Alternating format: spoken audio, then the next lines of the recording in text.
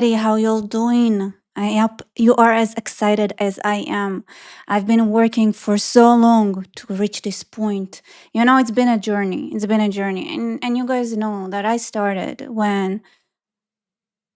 with critical thinking. This channel started with critical thinking because I learned how to edit and I was like, okay, I should react to stuff. And a war started the same day I finished my editing course. So I was like, okay, I'll just react to some political stuff. And that was the first time I encountered woke thinking. Looking back, Rebecca was naive and cute. She watched Trevor Noah making some claims and she thought, there must be something wrong with his mathematical background, like his ability to understand logic and where the kind of thoughts, what kind of like the kind of thoughts that he had, where that would lead down the road. For example, I watched him explain his understanding of our conflict here in the Middle East, and all I could think is, what I'm hearing is that you hate white people in the undertone, and you believe that police people should not have no, should not carry guns, should not carry weapons, should be dismantled. Because if you actually followed the logic that he used against Israel and the kind of examples he chose to give, I I was like, this guy's logic is flawed. Can you not say how ridiculous your claims are? Because that would mean that you are actually advocating of revenge against white people in the most like horrific sense, and you are against the police in your claims and the way you structure the argument.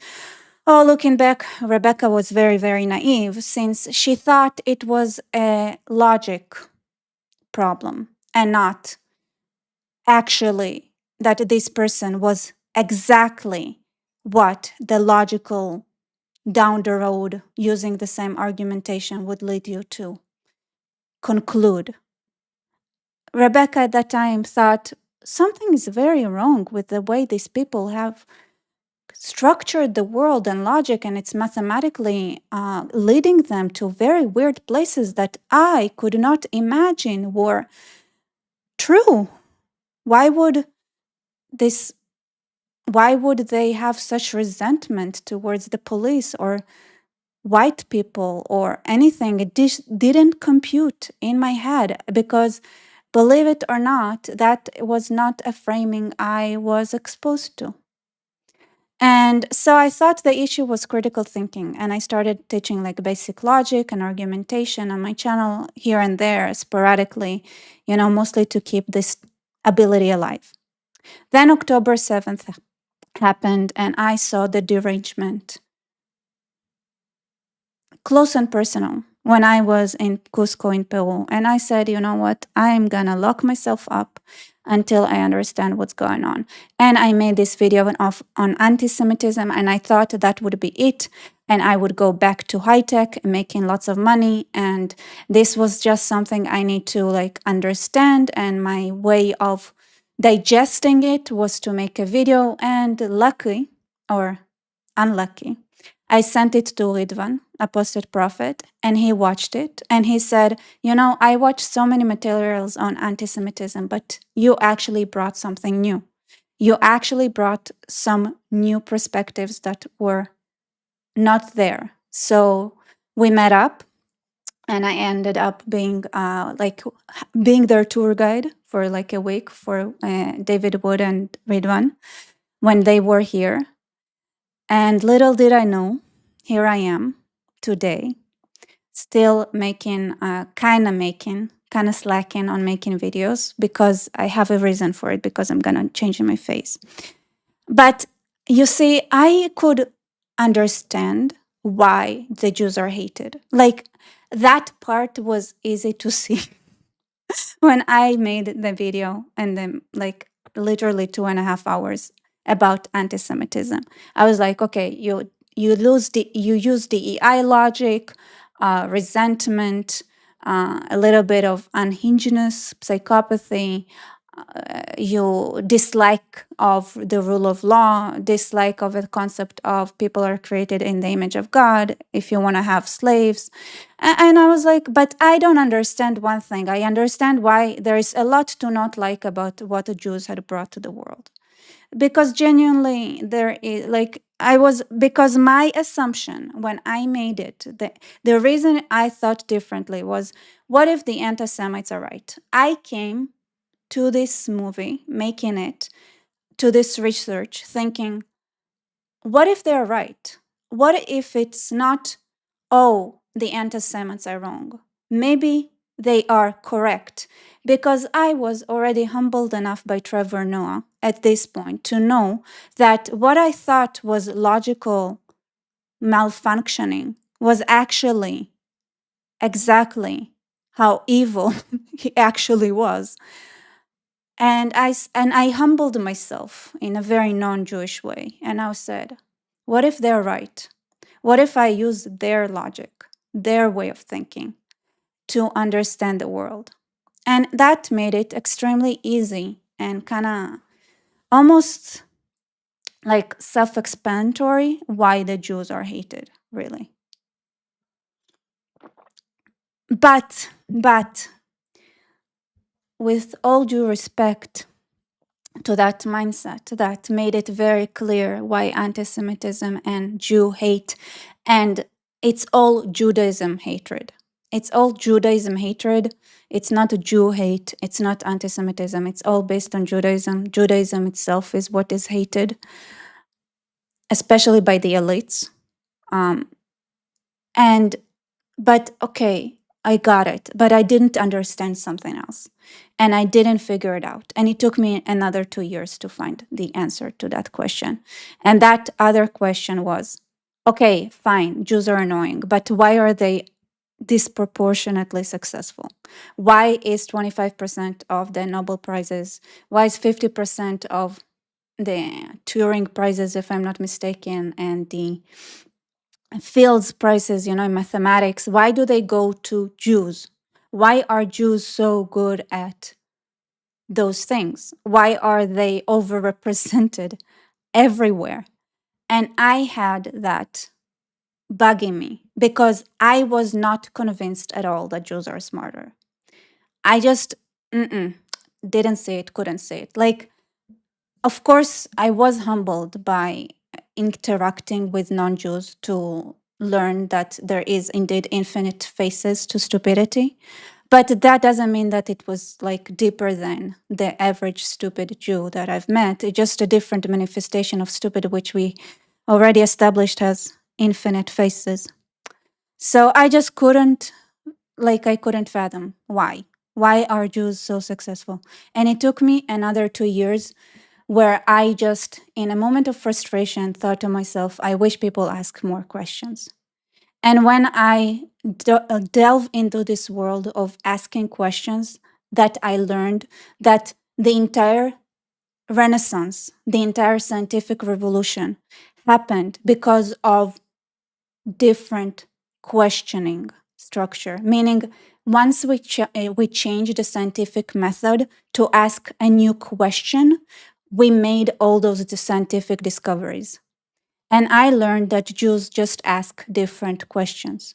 And because they ask different questions, they get, just like during the Renaissance, where uh, suddenly, after like the philosophical world talk about how we need to understand that maybe what we perceive is not the only thing out there, and suddenly it's not just what our eyes could see, and that is out there, but also radio waves that we cannot see, because we found ways, okay, let's try to find how to measure things that are not in our ability to get the information of. And it really led to a crazy scientific advancement. Just the thought of, okay, maybe there is something out there which is not perceived by our senses. And how do we find that? And I discovered that Jews ask just like that, just like this difference. Jews just ask different questions. And the fact that they ask a different question means that they think differently, and that opens up a realm of possibilities. But that wasn't all, because when I was so super excited to share my findings with you all, I found out that questioning and asking questions is not so easy at all. First of all, like, I got my suspicions when I saw what questions are developmentally expected, and when I saw that the question that Jews ask themselves once a year at least, asking what changed manishtana in every Agada, Passover Agada, that question does not appear in the naturally evolving questions as we grow up. Like, we go from the why phase to the what, to the who, to the whatever, but not what changed, not like this systematic thinking. And I was like, amazing. All I have to do is to tell the world, and everything's going to be better, and we're all going to be scientists. And then reality hit.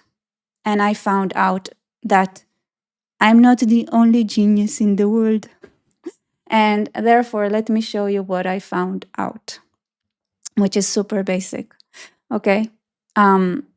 Need to better. I hope many of you already saw this.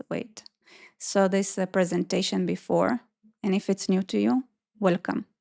So, from roughly the mid 20th century until the early 2000s, many university professors explicitly told students to challenge authority, including their own, as part of the education ethos. You'd often hear things like, "Don't take my word for it, check the data.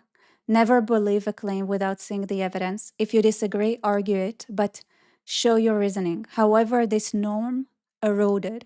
In the United States, institutions shifted toward moralized certainty and expert-based authority.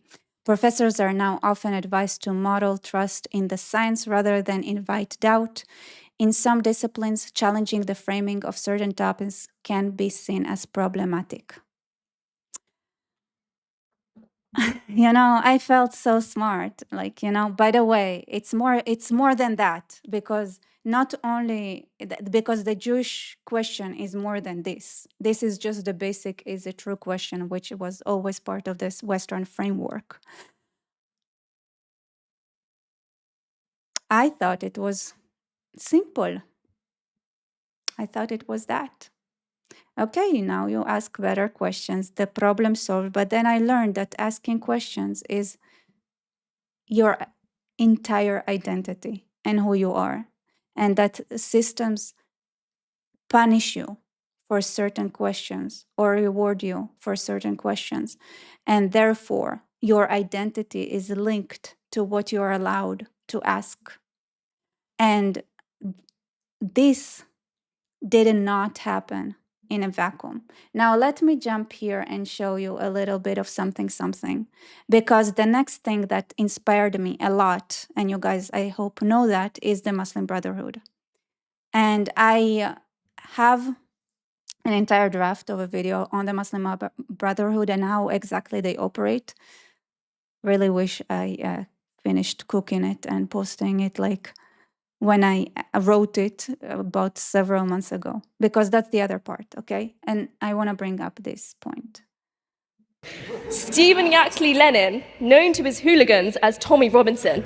Stephen, there is a crowd outside rioting against you tonight, and without the protection and generosity of a Muslim Palestinian president and a mostly South Asian executive committee, you would be quite literally cooked.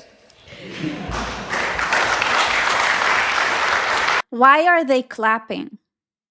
So this is the thing, right? It's questioning that is getting punished by a tribe.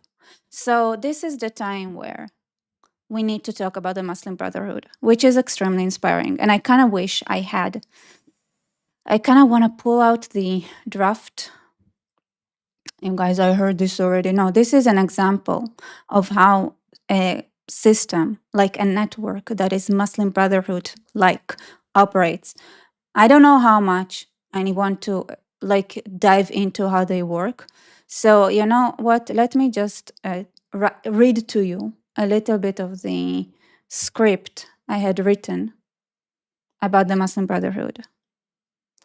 Here, all right. So here's the question, okay? How strong is your society? How much of its identity can be taken away?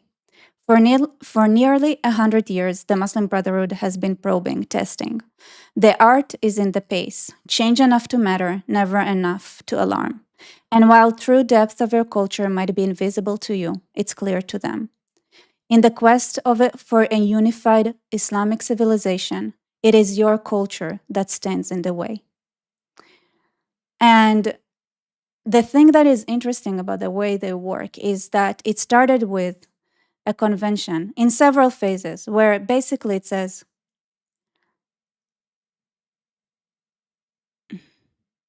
you guys,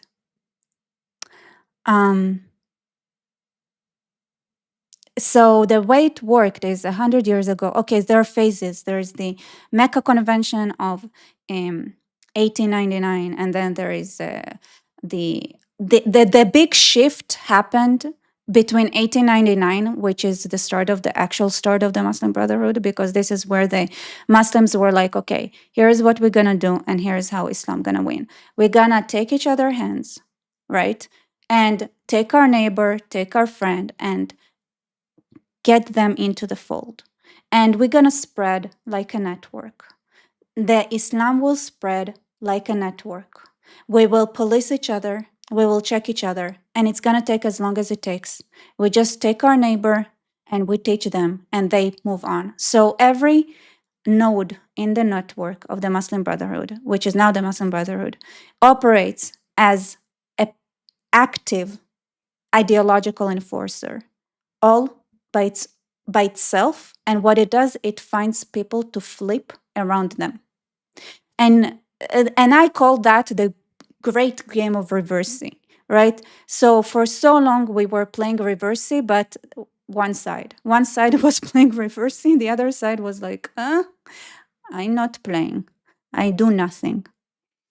And the things that they did is taken away questioning, taken away, because where is it explicitly said that questioning is not allowed? In the Quran.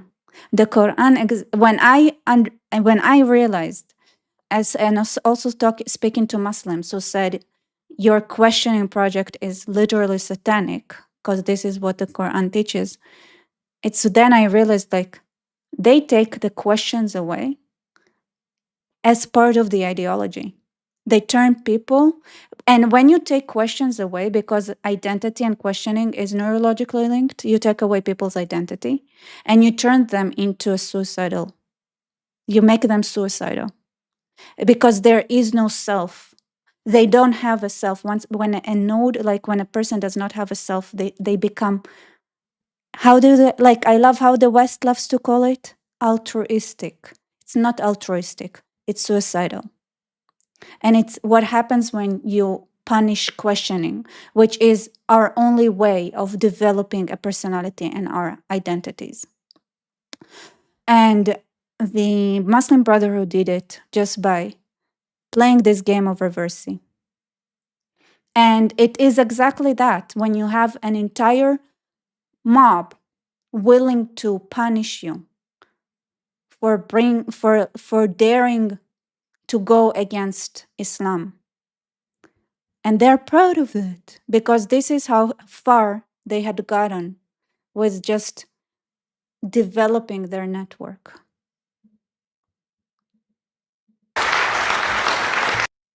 Stephen Yaxley Lennon, known to his hooligans as Tommy Robinson. Stephen, there is a crowd outside rioting against you tonight, and without the protection and generosity of a Muslim Palestinian president and a mostly South Asian executive So this is part of the submission. It's like, say thank you. You're allowed to speak. committee, you would be quite literally cooked. Quite literally cooked. All right? This is how you traumatize people into being the mindless zombies that we're seeing everywhere in the West. Very, very interesting. Now, where did that bring me? First of all, there are several things here that are important because what they did, they also had changed the language and they cooperated with the KGB and different subversion, Chinese, communistic ways of making sure that through the media, people get reprogrammed to be dependent on someone else's approval, because that's a way to get submission out of people. If you need somebody else's approval, you are submitted to them. Okay?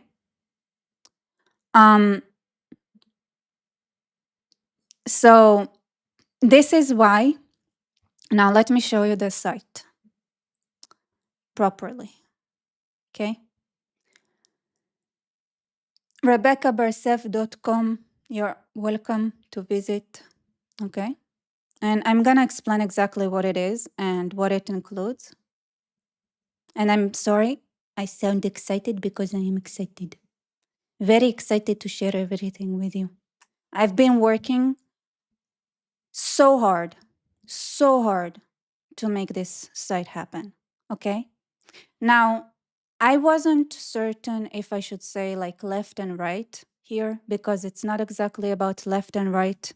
Not really. But then I was like, we need to face reality. It makes it easier. So, time to show the left what is right. And the problem that we are seeing right now is that there are a lot of individuals that are very courageous, but isolate, like what I said here, isolated courage dies. They are a tribe, they act like a mob. And a mob would always, in the end of the day, threaten an individual, no matter how strong the individual is. So my mission is, first of all, is replacing exhaustion with a sense of purpose. And before I go and delve into the personal things that you can do,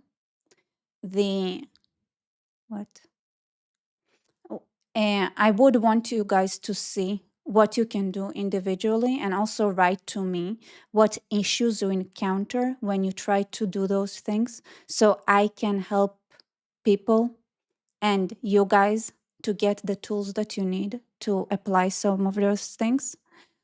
And it's not just that, because it's at the same time that I'm working with you with this part of the site, which is end user individual based, the network is a real network and it's going to include everything from AI to media and creators, which I'm working on, and they're very receptive, right? It takes time. But when I showed them exactly how we get programmed and what we need to do in order to fight it, they got extremely excited. So this is in the works. And the other thing is security and defense, right? So I want people to be able to defend their street, defend their neighborhoods. And if there's something that we learn from how the IRGC is working and operating right now and the situation in Iran, is that we need to be, they will only win if they fight for each and every street, because they had realized how to build a system where every single street needs to fight for its own freedom. So instead of being in that situation, we need to have solutions ahead of time. All right.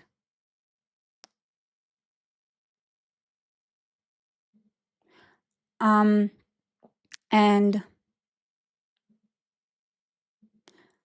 yeah, that girl definitely pointed out that the Islamic Communist Alliance is so bad, speakers need protection.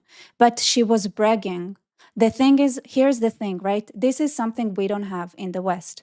We don't have the network, we don't have the tools.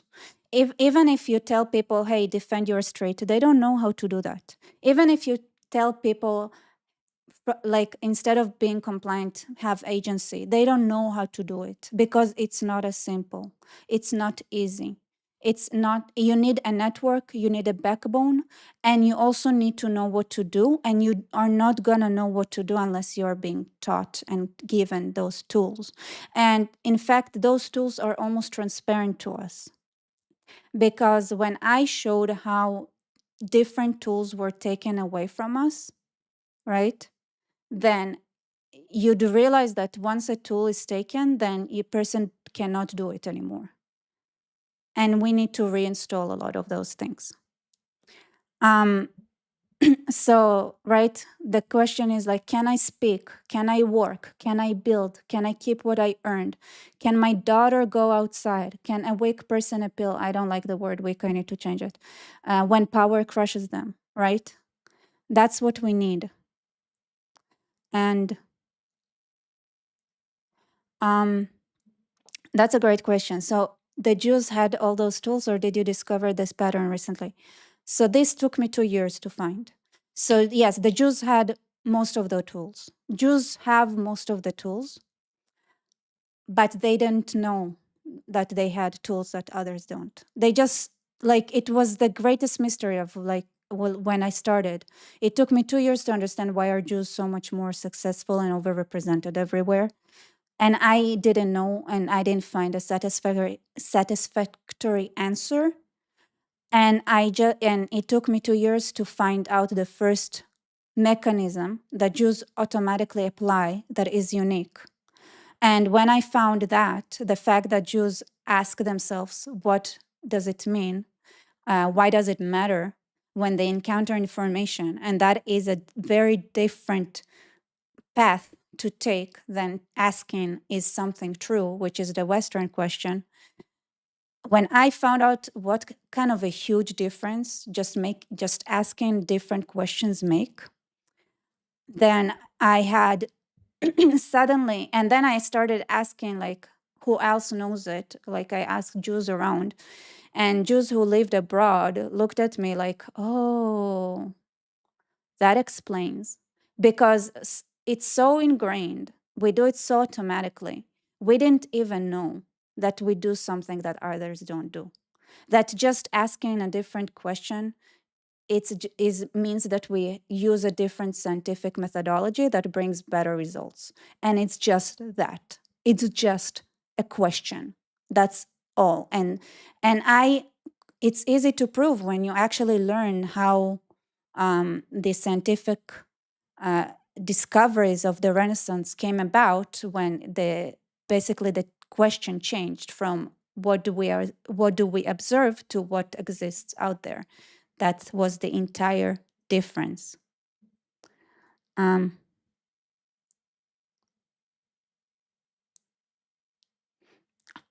So I do touch on why it's specifically the Jews, and you're right. And it's not about being a majority, it's about geographical pressures. So it's that simple. And if you know anything about differential integration, like I forgot it. Anyway, in mathematics, you have to understand what kind of equations you can have or solutions you have. You need to know the starting point of an equation, and the starting point of an equation creates a completely different world. And Israel is uniquely positioned. It's the only land bridge in the world. So it's the only land bridge that is it's literally the only land bridge that has the characteristic that Israel has in the entire world.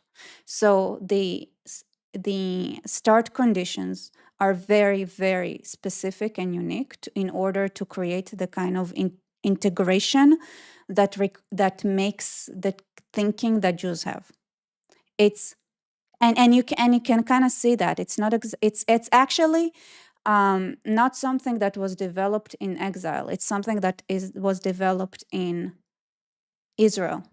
And you can see clues to it even in the Jewish scripture, because it keeps repeating that there is no Torah and Torah Bagoim. So you don't have a Torah among the nations, meaning you cannot, like the Jewish thinking, the Jewish tool kit cannot be built or structured in among the nations in the diaspora. And of course, it didn't say, well, it cannot because of geography and because you need a certain geographical pressure point in order to be able to develop the toolkit that the Jews have. But it is that. Um,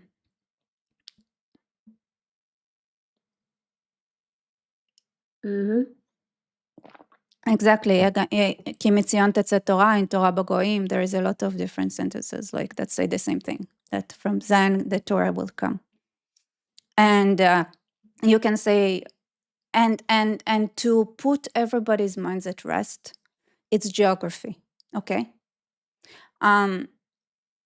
It's especially, you can say that if you remove Jews from the Jewish environment and enough generations that they don't think differently than those around them. And when you have non-Jews grow up in a Jewish environment, they think differently from those other non-Jews, because it's it's a culture. It's culture. Yes, I mean, I guess we maybe killed all the stupid Jews in the Holocaust. That could also explain some things, but I wouldn't take it too far. You know, it's like it's not such a drastic. It's especially if you bring the Chinese people and other kind of nations into the fold, and then suddenly, like, you know. Um,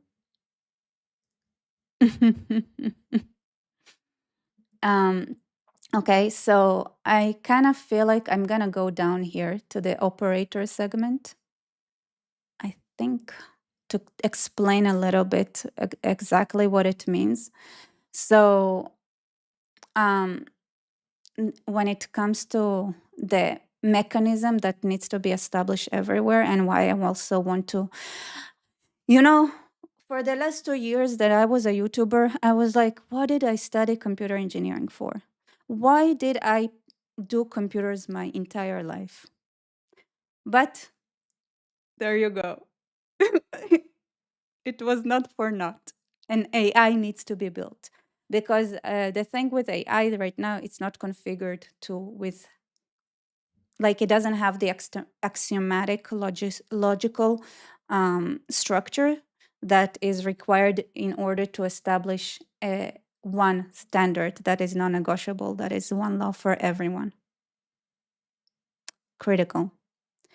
So, because this is what I'm here to do, I was like, I'm not accepting anything. I see potential, and is so you can say, is it because Rebecca is so nice that she believes that the Goys are smart and can have just as many Nobel Prizes as Jews?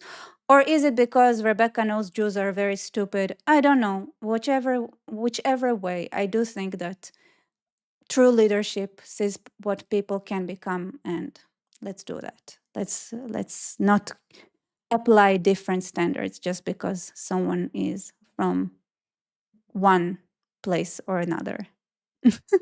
Especially not now. Yes, geography still matters a lot, but we can travel. We can bring people here to traumatize them. We can travel somewhere else to get traumatized in different, like, we can, it's not the same anymore. Like, you know, yes, geography still matters. Geography does still puts a lot of pressure, but that doesn't mean that, you know, this cannot be solved. Um,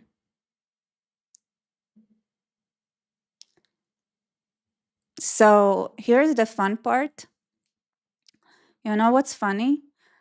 So are you guys in Israel doing something to increase attention span of children in this Instagram age? If you actually know Jews, you know Jews don't have any attention span at all. Like one of the things, like when Ridvan was here, is like, oh my god, it looks like everybody has the ADHD here. Like, and if you read it, like Jewish writings and how they jump from one idea to another and then come back and blah blah blah, and like you'd see that the attention span was not maybe not ever there. I wish I could help you with that. I think when it comes to attention spans, how to have an attention span, it's something that we should be taught by the non-Jews instead of the other way around. So first of all, check this website. I want to say,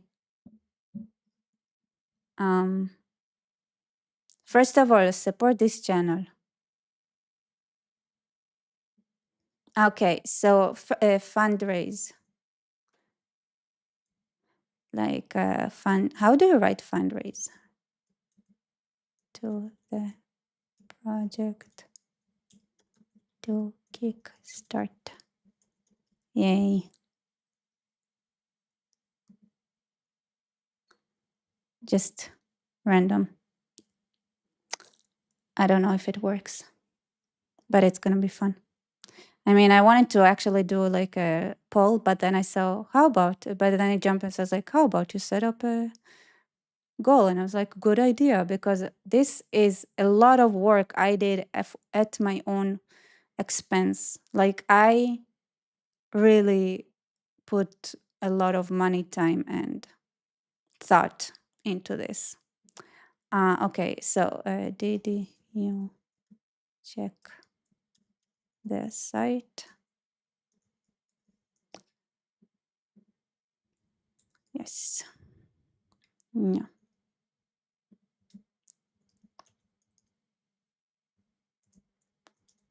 Mm-hmm. Yay, okay.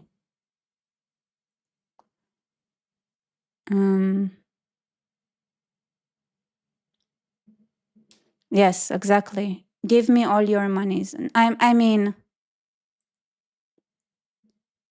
here's the this is a lot of work, a lot of money that I put in this, and I self-funded everything.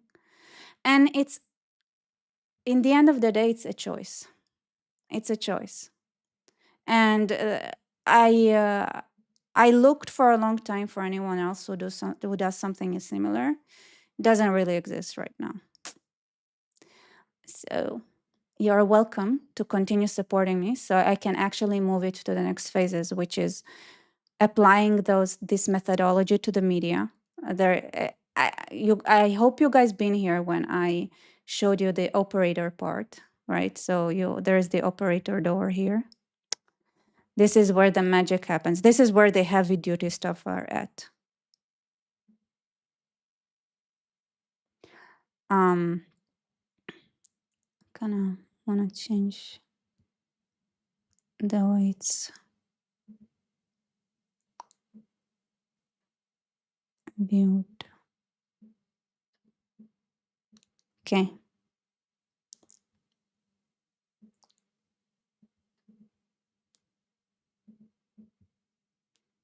So this is the power of narrative. Kind of want you guys to see everything. So big.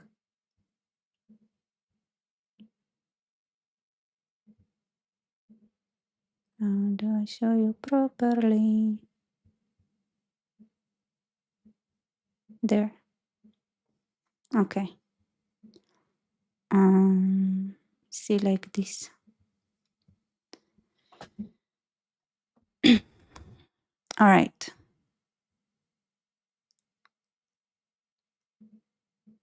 I spent a lot of time. You'd think people support this endeavor and understand what it's like how hard of a work it is. And by the way, I already it's running, right? Like I'm already starting to show it to people. The truth is that the right or the agency loving, freedom loving side did not have the same type of operation that would actually combat the demoralization that is, Yuri,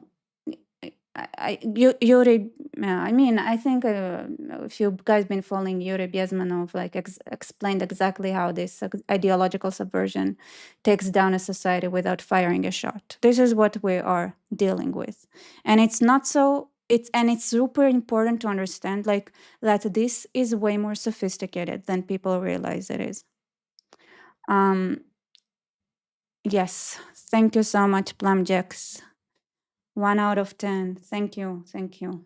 9 more, and I might not regret doing this entire huge work. God knows why.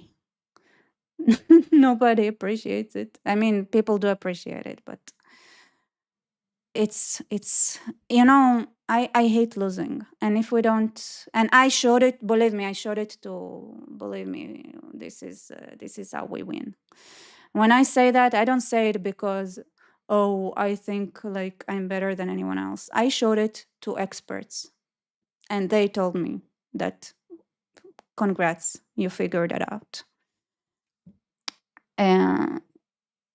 Yeah. So it's all in the works. It takes time. And until we take over the world by making it better, we need to understand, we need to support me.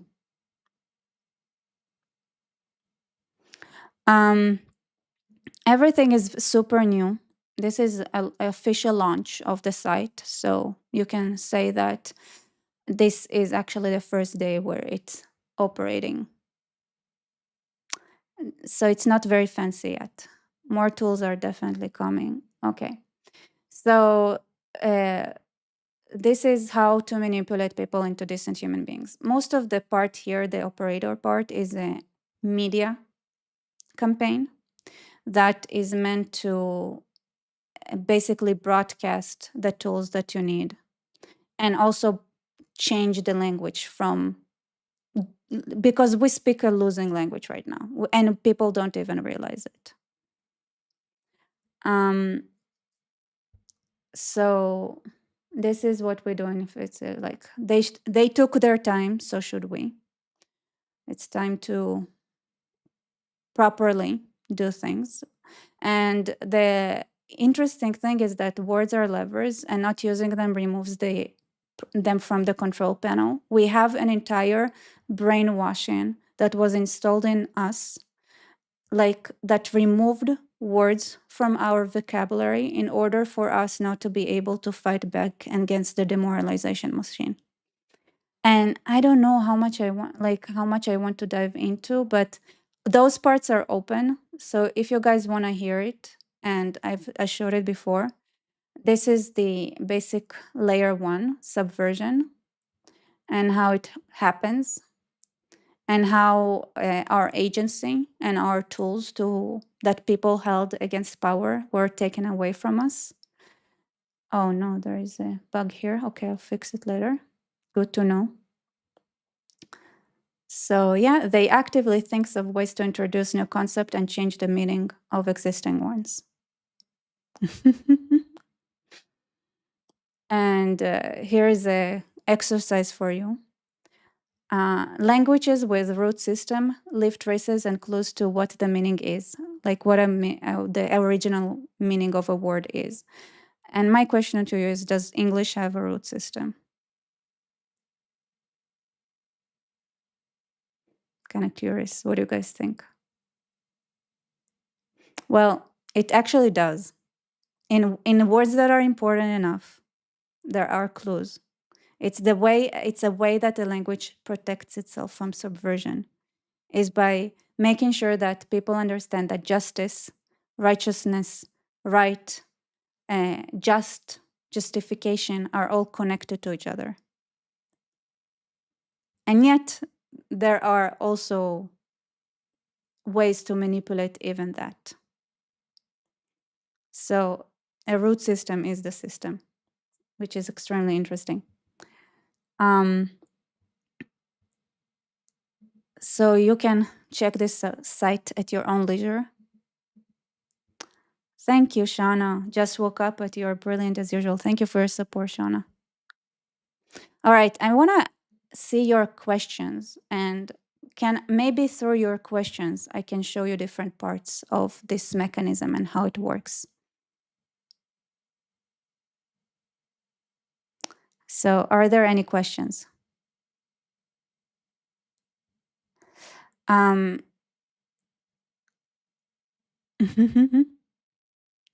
You're saying yes, but English is lacking. It's interesting because you can demand charity in Hebrew because it's related to justice, and you can demand justice. So you can demand charity in Hebrew because the charity is the same words as justice. And that also opens up in a mechanism. And I actually have, this is fun. There is a Q&A layer. This kind of bothers me, but okay. There is a Q&A here, clarification, right? So there is a Q&A layer that you can check that asks question. When you say charity tzedakah, you are pointing out that this money comes from somewhere, while rights are abstract legal status. So can you demand charity? It's very, like, you can see the entire mechanism, right? Wait, let me check this out. 1 second. I love it that I'm fighting bugs because it could be that some of the views up it, yeah, this bother covers this. Okay. I print screen. You know what? Let me, this is, I love it. I love it. Always finding bugs, you know? Oh, this is another bug. Love bugs. Love bugs. You know, this is what happens.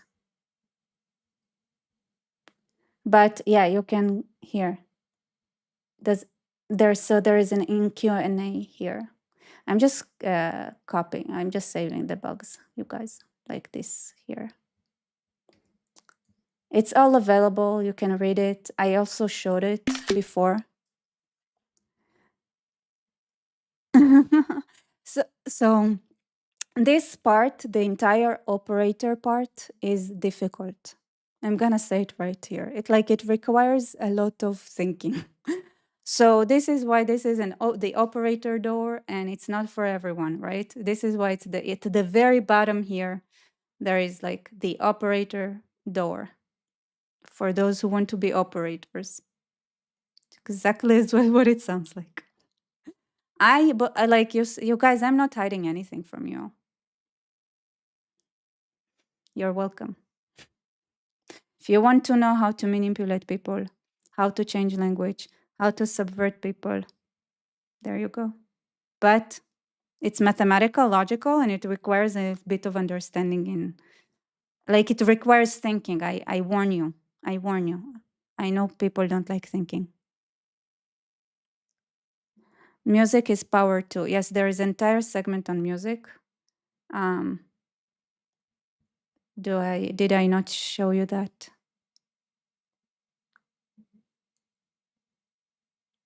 So, oh, sorry. In the operator door, I explain how you can manipulate people with music as well. So something I realized when I made my Imagine video. So these parts are not saying the software names, the rewards, not this one here. Basically, you and I, it's a song, and it's a Hebrew song that really programmed an entire generation of children from being socialists and kibbutzniks into being the next generation of innovators. And this is a song by Arik Einstein. And ironically enough, it is a translation, I think, of Imagine or something of the sorts, and it was written in the spirit of this time. And by translating it to Hebrew, because of the way Hebrew is built, they subverted the original meaning of all those songs. Because originally they were a socialist, communist, utopian, brain rotting mechanisms, and it turned into agency building and innovation inducing mechanism. And so it's me and you will change the world. Me and you. This is something that children recite in kindergartens in Israel. And the thing is that it really installs the feeling that you can change the world.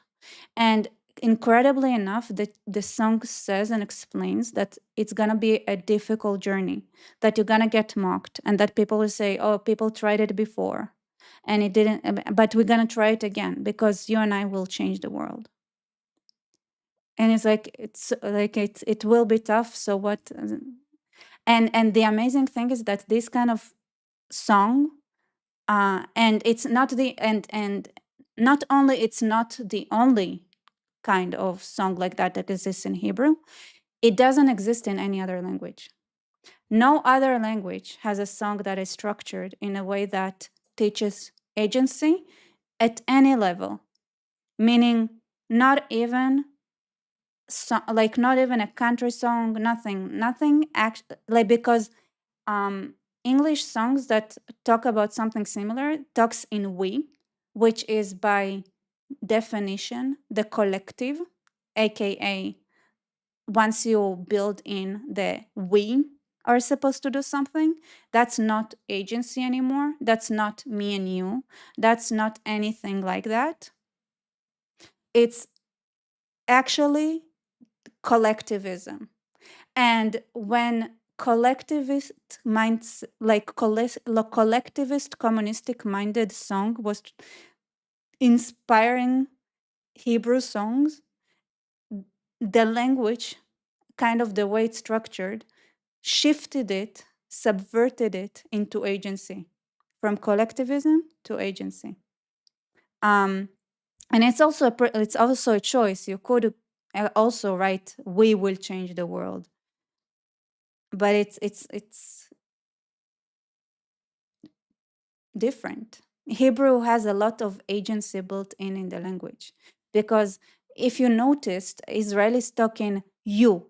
When you do this, and Americans or Brits or whoever speaks English, and they hear Israelis speak, and they feel like they get accused of something, right? Because Israelis say you when you, so you think like, but they say that not as in use, like as in, if you put yourself in that situation and you apply this logic, then, and the thing is that it actually structurally applies agency.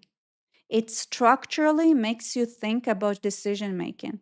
It's linguistically makes you unable to avoid the realization that you are an agent on your own, with your own decision making ability, with your own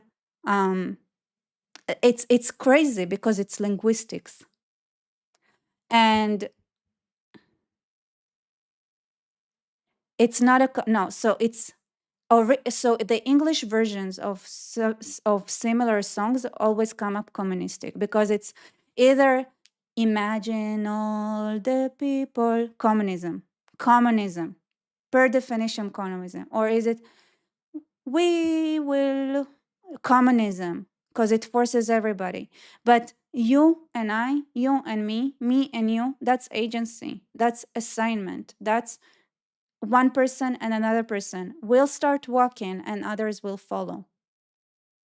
We will try, you and I, we will try, me and you, right? And it's like, and not only that, there is another song which is Pitom Kamadam Babok, and that is one person, not even me and you, it's one person, and it's the same mindset. And there isn't an equivalent in English. And I said, like, start with that. You need to have a song that is built that way to and taught in kindergartens, and you will actually plant the idea in children that they can do something, that they have agency, because this is exactly the opposite of demoralization, right? The feeling that you can do something, that your choices matter. And one of the biggest challenges when Israelis face the world is to convince people that are from any other culture, is that, hey bro, there is, you can do something. And it's like, no, it's the elite, no, it's the thing. It's like making non-Jews act is very difficult. And that makes a huge difference. And which is another thing that there is this couple are like, I don't know, but you know what I noticed? Like Jews always show up at events. What about Shevet Achim ve'Achayot? See how okay, that's an interesting one because it says tribe of sisters and brothers. A tribe, per definition, means that you are obligated to act to save the others. So it also installs agency. You have no idea how subversive to the other way Hebrew is. Like, it's incredible when you look at it, where it's Shevet Achim ve'Achayot, like even saying like, or Shevet, like Shevet im Tet, I don't know, is it with Tet or Taf? I don't remember. Anyway, whatever it is, it's either tells you that you need to do something or you need to do something. In most Hebrew songs, it's like you, and yes, there are like songs that are, I think, more passive in Hebrew as well. It's just that it's different if can it is shevet and okay, so shevet per definition means that you have an obligation as well and you need to do something. It's crazy. um all right, you guys, I want to hear your takes. I want to hear your takes.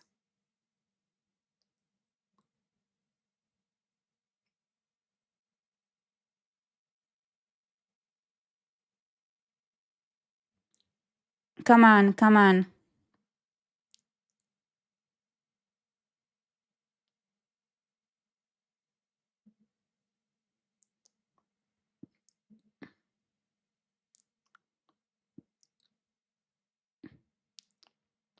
Okay, I want to hear from like hello Israelis and Jews.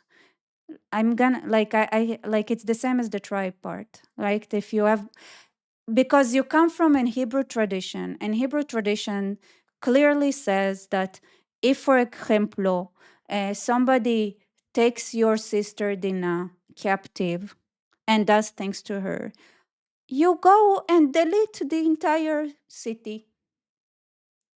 And that's what it means to be a brother. It comes with a load.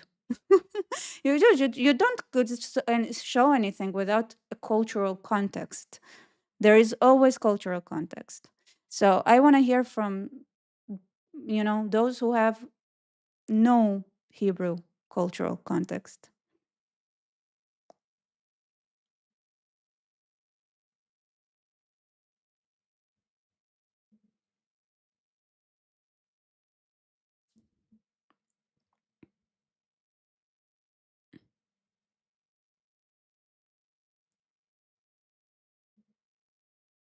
Here, Rebecca, I agree. If only I had this kind of manipulation where I knew that I could do anything, I would be bold enough to have done it, not this. Exactly. That's the thing. It's manipulating you to believe that you can change the world. If you, like, if you're entire, you and I will change the. I remember how inspiring it was when I was a child. I was like, yes, of course. The moment I get the opportunity to change the world, here I am. Look at me, suffering. That's it. And here's the thing, I was warned. I was warned. I cannot blame anyone. You see, you even it's like it makes you work and it takes away the sting because and the ability to have resentment because it tells you it's gonna be tough. But you'll survive it. And I'm still alive, so what can I say? Gee. All right, guys, the tray. Okay. I'm gonna let you look at this slide for a little bit. And think of better questions because I'll be right back. I'm waiting for good questions. You guys need a little bit of think time. It's good to have some thinking time. I feel like the fact that there is a teacher in the classroom means that you don't want to think at all.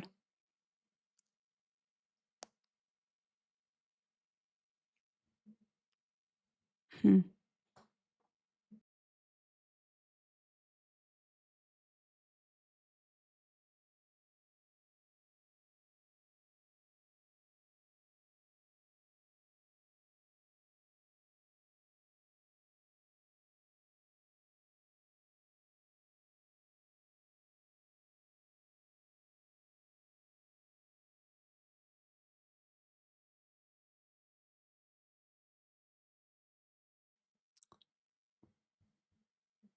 You guys thought enough? Okay, I'm gonna because here is this one question: is there a difference between the French and English language root system?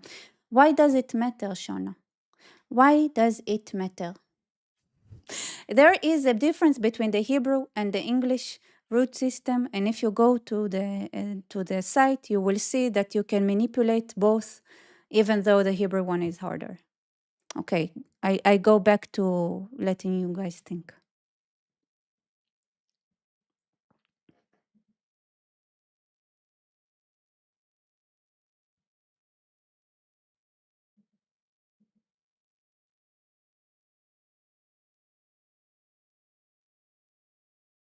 You see, this is what it sounds like to ask, like light to the nations is a call to action, which there is help for the creator. It's in the Torah. You see how I'm sorry, I love you, David, but as you can see where the struggle is at, this sentence structure makes sure that the writer would take no responsibility for anything in their lives. Like it lacks agency.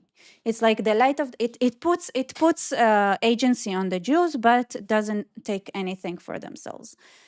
And like, and then on top of that, people dare to dislike and call the Jews names.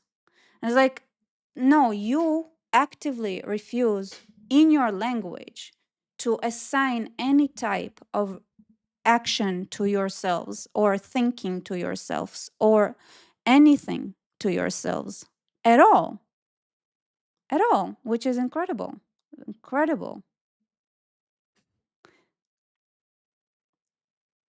um Here is another thing.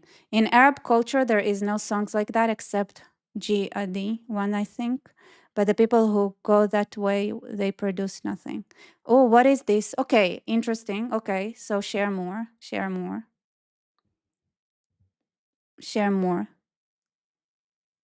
tell us more.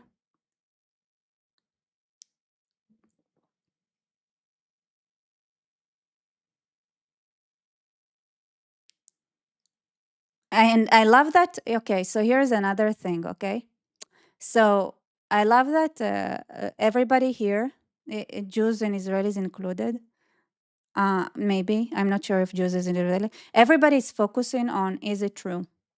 Is it true? Can we find like the same thing in our language? Is it true? Is it true? Is it true? Here's the thing. Okay, unless you can tell me that you grew up reciting that from childhood and getting brainwashed into believing you can change the world, it doesn't matter. This is the difference between asking, does it matter or not? Because you might find somewhere that in certain language somebody wrote to their drawer a certain song that is similarly structured. Beautiful, beautiful. Here's the question: does it matter? No, because the question, does it matter, here matters more than is it true, because what matters here is, did you grow up believing and getting brainwashed into believing that you can genuinely make a difference? Were you? Yes or no? That's all.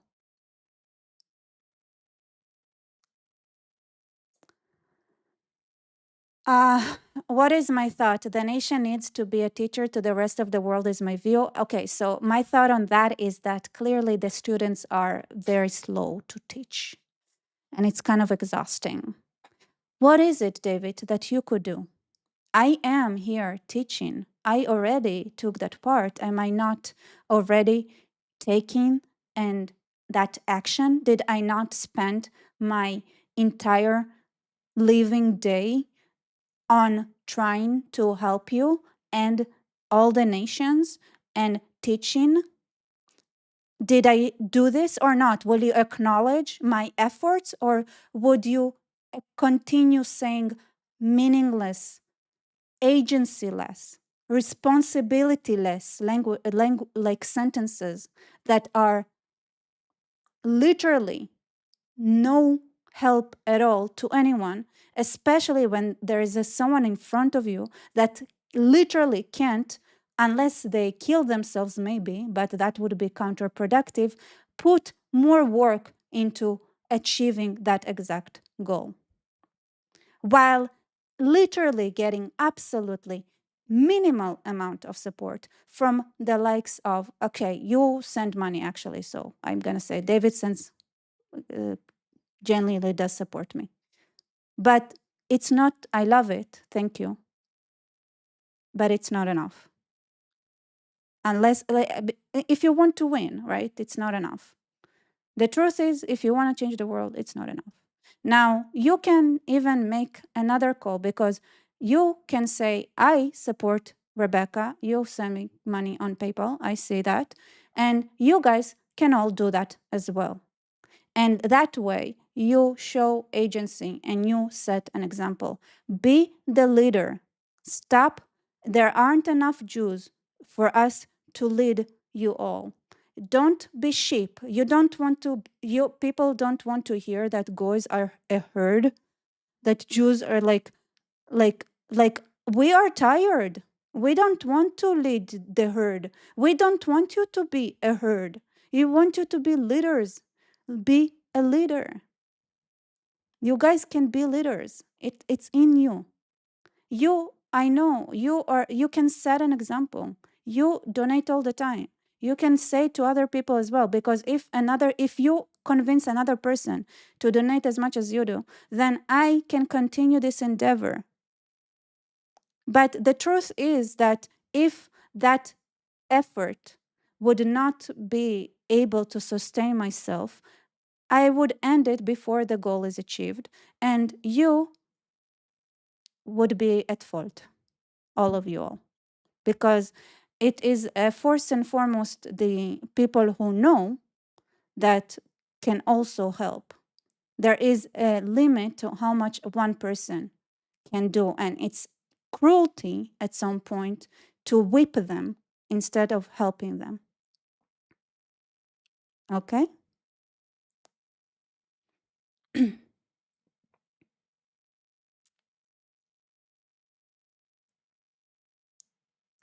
Oh, oh, do you understand most of the country's education system is based on spoon feeding? Why are you expecting your student to be fast? I actually have no expectation for my students to be fast. But I like the step you had taken. It is a step to the right direction, sir. I appreciate it. I see it. You see that there is,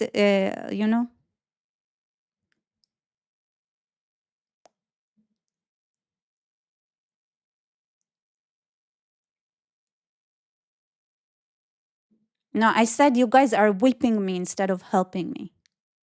Like I literally can't give more than I already give. It's already unreasonable.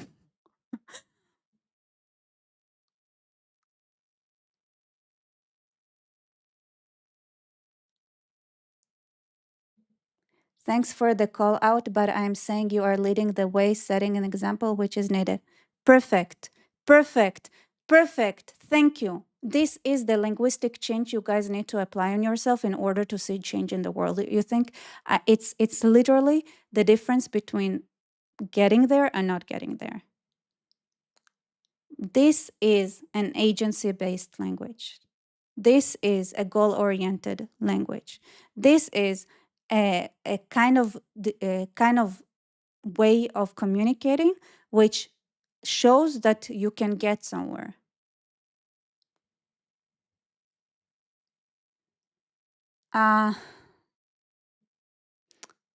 Well, I am trying to keep going, but I also need to eat, and that costs money. And Israel is a very expensive country, so do support me. And we literally only got 2 super chats, just 2 super chats for this insane amount of work. Uh,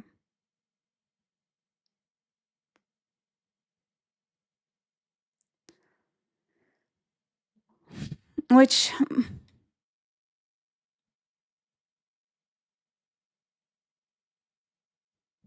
so I'm gonna okay. So let's talk about the tools. All right, let me switch. Wait, no, this. Let me switch to showing you the first part and what tools already are there.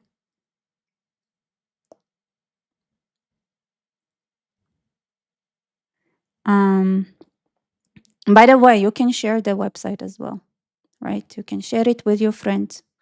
You can let people check it. Here's what you can do. So there is the mission is replacing exhaustion. Okay, you can choose your one move. Not ready to move, then fund. And if you cannot do either, then share the site. It's very impossible. Very possible. Like you join the mission, you choose your one move. You know, it's like cascading, like the amount of effort. I mean, actually, joining the mission is might be less effort than choosing your move, but depends on you. Um, yes, don't forget to smash the like button. It is 100% free, and the minimum is to go to PayPal, Buy Me Coffee, and Patreon. So go to the site, and here, okay, so the next thing you do here, once you decide whether you join the mission, of course you will join the mission, you will choose one move.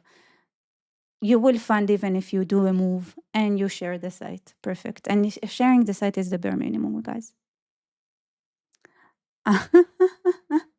It's not a cult. It's not, because it's actually when you sign, it's not like you sign a petition.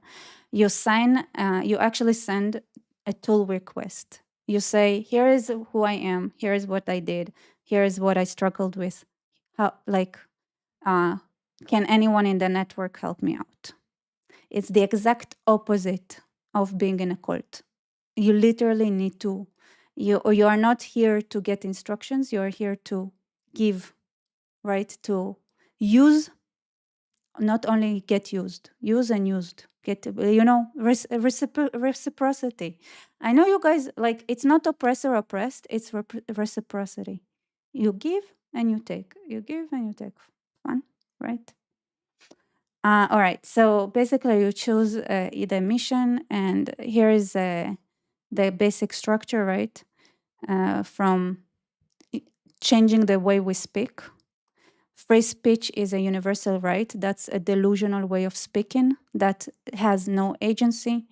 Free speech is the tool you need when the person in power is wrong. And it could be a lot of people, one person, right? Turkey jails people, And you can see what happens when you stop using your tools and stop assigning agency.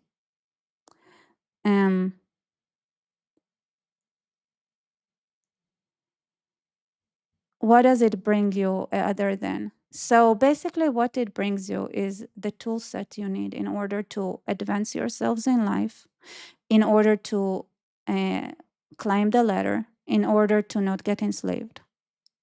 That's what you get. If you want to be a little bitch, it's your choice.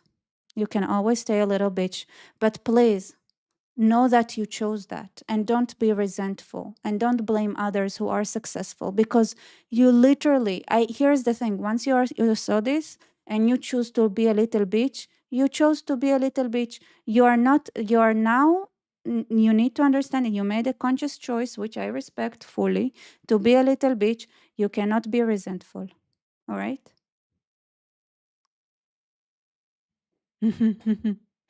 You cannot be resentful, and you cannot blame the Jews. Right? You chose to be a little bitch, your problem. Nobody else's problem. Okay? Good. 100%. I respect it. I respect it. I understand not everybody is built to not be a little bitch, but not everybody. Sometimes we need to also, like, sometimes we're just not there yet in our life. It's okay. I accept, okay? So basically, if you don't defend the tool, don't cry when you need it, okay? Freedom needs a network as well, by the way, guys, because the other guys are crazy and tribalistic. Okay, so this is the system. This is what I'm building behind the scenes. This is less to do with most of you all. This is for the one move, that things you can do. So start with zero risk, okay? So those who have children or families, use at dinner. Give them the space to ask stupid questions seriously and actually think about them, okay? No more, oh, that's a stupid question, okay? If you are Christian or, not Christian, but you have a brain, read the fucking Bible, okay? Like, this is your risk. If you have a story to tell, and this is, I say, Q, this is your addition, and I still need to add more content here. Make 3 slides of your story and history, okay? Make 3 slides, and believe me, you will find somebody and a platform that would allow you to share your story that needs to be shared. And learn critical thinking, right? Grammar, logic, rhetoric, something you can do. Practice makes perfect, okay? And here's here's a private agency check, right? You have internal locus, external you practice this. You go from, it doesn't matter what I do. No, I can make a difference. This is the new you, okay? So we can learn from Mr. Moshe. Moshe was like, oh God, I stutter. I can barely talk. Do you really want me to go to Pharaoh? Yes. The answer is yes. And see, Moshe, how can I speak to Pharaoh with stuttering? Yes, you can. You will, and you will win. Actually, yes, you can. Right? So this is an internal locus, and it won't matter what I do, it loses. It will always lose. Okay? So this is level 1. You just practice it with yourself, right? You learn logic. You start learning. Thank you so much for your support. Yay, we got 30% there. Thank you so much. Yay. Okay, so here, how do I share it? I don't know, 14222 off. Thank you so much for your support and super chat. Okay, let's continue. Vamos. Okay, so, and then you have the second step. The second step is to change the immediate room. The room you belong to, okay? Your classroom, whatever. I put the children in level 1 because you kind of own them and they're kind of extensions of yourself. I know it's narcissistic, but whatever. Also, it makes a 4, so it's beautiful. So, all right, change the immediate room, which is my workplace needs courage without drama. Host a 30-minute room. Literally, innovation comes when the third option appears. You host a room, 30 minutes, you talk freely, no speech control, and when people are stuck on a binary, you force them to think of the third option, okay? That's changing your environment at work, okay? If you're a student, if you want to belong, okay? Find a person you trust, okay? Have an honest talk. Start talking honestly. And in your neighborhood, okay? Answer the call of duty. Show up. Just show up. You see people in your... One of the most shocking things I've experienced when I landed in Britain was the fact that I was filming and I had a big luggage and there was like a lot of people and I kind of struggled of getting the luggage out of the mover, whatever it's called, and there was a shit ton of guys around and nobody thought of, oh, let's help her out. In the end, a girl came and helped me pull the luggage out. Okay. And that when I saw that, I thought, oh, this is why they don't have give birth in Britain, because what kind of a woman, and men are oblivious to it. How does it make sense that in Europe, when I travel, here's what I see: I see a woman carrying a stroller and needs to go through a staircase, and there is shit ton of guys around her, and none of them help. Same with getting the luggage. And it's something I saw again and again and again. And you ask yourself why you have low birth rates, because you are, maybe you don't deserve a woman actually at all. It's basic, basic. Just show up once, okay? Be there in the street, in the neighborhood. Now, next step, leadership, right? Restore one rule, whether it's you're a teacher, whether you're a police person, right? Bring back a basic concept, like in your police station, where you can set the rules. Make sure that people are not taught to be racist, which is like anti-white or whatever it is today. Okay, one law for everyone. So this is changing. Okay, and in general, one ally changes the room. Okay, so this is a study that shows that even having like one ally really reduces conformity. So once you decide to be honest, to talk, to allow spaces in the room you're at, you flip the room. You can flip the room. Um,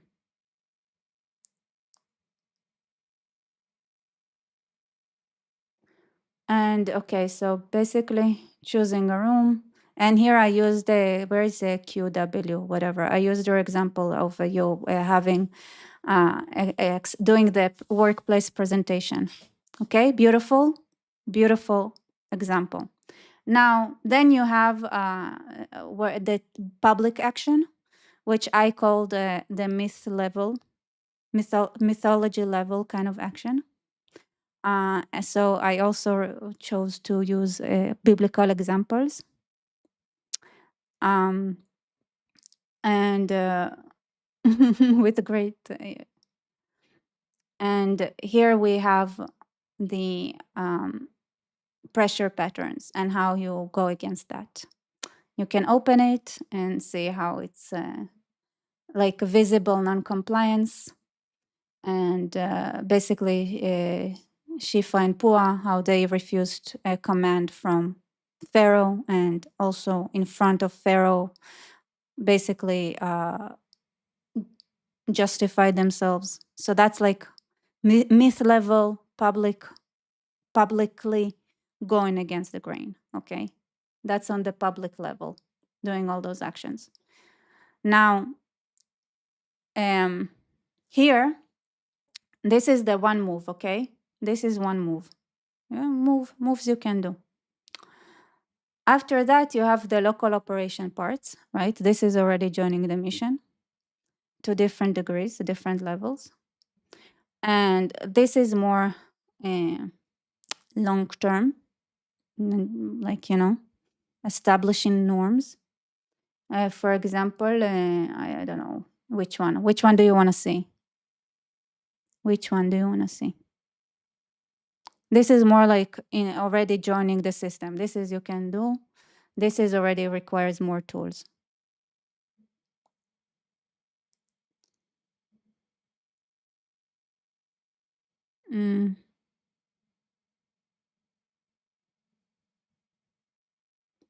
No requests, yes, requests.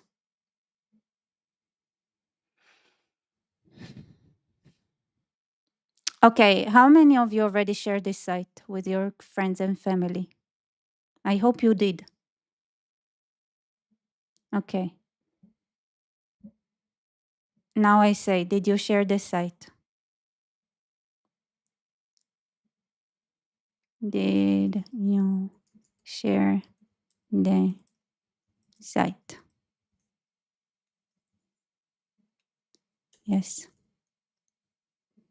not yet. There you go. Okay. All right, you guys want to belong. Okay, student. To be honest, like, enter. Okay. You can't, so this literally gives you you can't think if you don't trust your own mind.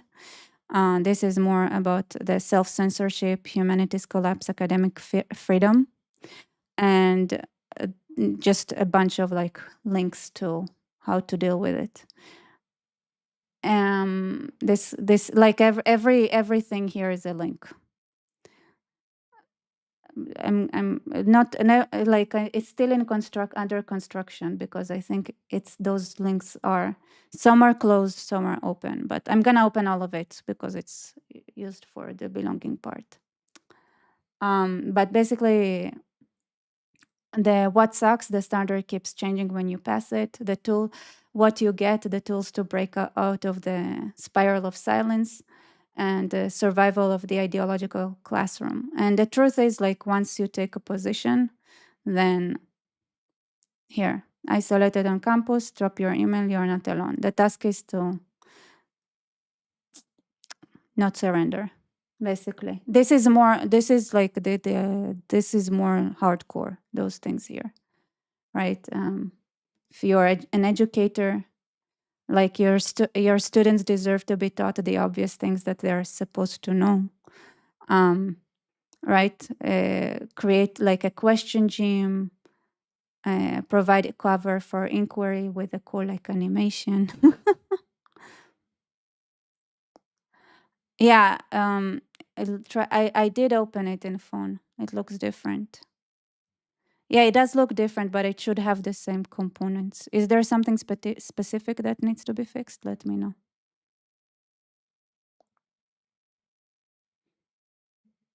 I'm willing to fight. Anyway, those are a lot of things here are also still under construction. We are.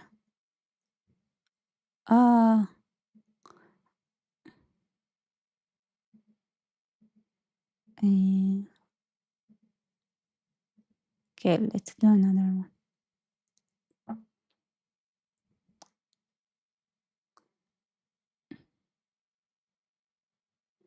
I need to add ones for, so there is one for creators.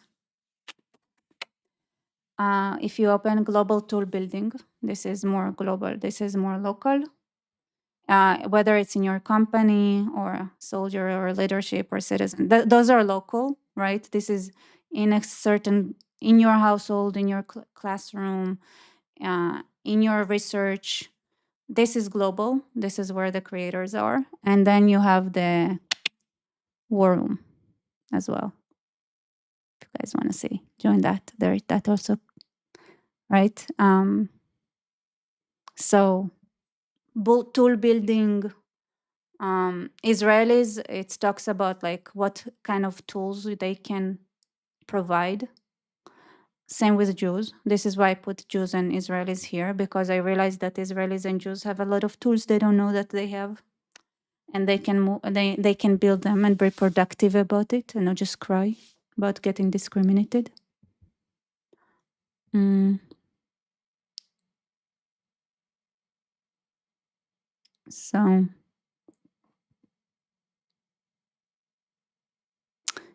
So what do you mean? That part, provide cover for inquiry? What the hell does it mean? This sounds like a cop speak. Inquiry? Inquiry like in allow curiosity, bring space where people can question and ask questions and debate and talk freely. That's what it means. It means like provide spaces, like safe spaces where people can say anything, even if it's offensive. Perfect. Yes, I'm an engineer and Jew. You should definitely check both. And I'm gonna say, like, I'm gonna if you sign up here, right? That would be good. I need to add like a check mark for emails because it's all getting updated all the time with more like tools and things like that. But the other thing is that especially like whatever path you choose, um, you can write down here like requests for tools and write your own experience, and that way we can build the network and support each other as well, and study and learn from each other how to actually make a difference. Because the same things, like once the one person figures out how to uh, break the mold. Thank you, Sheikh Jack. I'll buy coffee. May Allah guide us. Amen. Thank you for support. Um, yeah, it's actually true for many people. People underestimate what they know. They know more than, yes. So this is why I really, really, really, really, really, really hope that people would write how they managed to break the mold, so that, like, because don't underestimate it, things that you take for granted, things that you think are easy, it's it's actually a methodology that could be replicated. and and this network is, you know, if you help out somebody, it's not like they're competing, and they're gonna get your spot at your job, right? Like, we're all over the world, like people don't compete here with each other, but they do need tools, and we do. And if there is something we can appreciate about the Muslim Brotherhood, is that they had a goal in mind, and so should we, because they will take away everything we own as it is now. um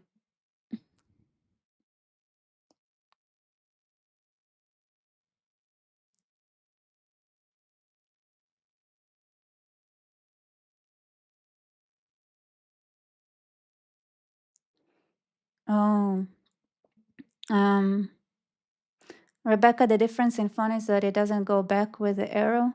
You can go to and click escape button at the top, and the difference I see. Is it a problem then? Sorry, like it's, you know, it's a one person project. It's huge. Like there is a shit ton of content here. You guys are like, I don't think you understand how much, like how huge this site is. Like how much different tools and methodologies and different mechanisms there are in this site. Okay, this is also why, like, which one is it? Is it here? Funder. I care about the future. Yeah, your money went to institutions that taught people to hate you. So this is people who, like, people spend a lot of money donating to universities that do a crap job. Let's not do this anymore. But is this the one I think? This is what I stuck. No, this is not what I wanted. I wanted to show you something specific. Where is it? Maybe build. If you don't fund education, someone else will fund resentment.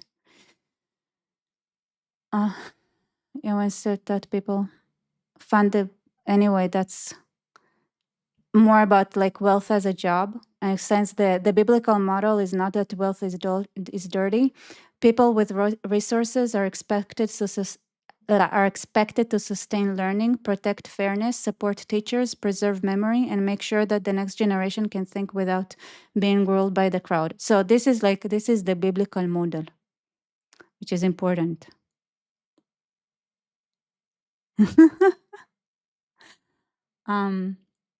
Anyway, as you can see, there are some places that are still rough around the edges. And somehow I kept introducing bugs that were not there before because, you know, it happens. Okay, are there any questions? So personally, like the operator door is one of my favorite areas, obviously. Here is like a witness cancellation. Like what? See, this is like the kind of bugs I'm talking about, where it's like white on white. Well, one thing at a time. It is what it is, and also the scrolling. is bugged. Okay, good to know. Print screen. Well, you know, one thing at a time.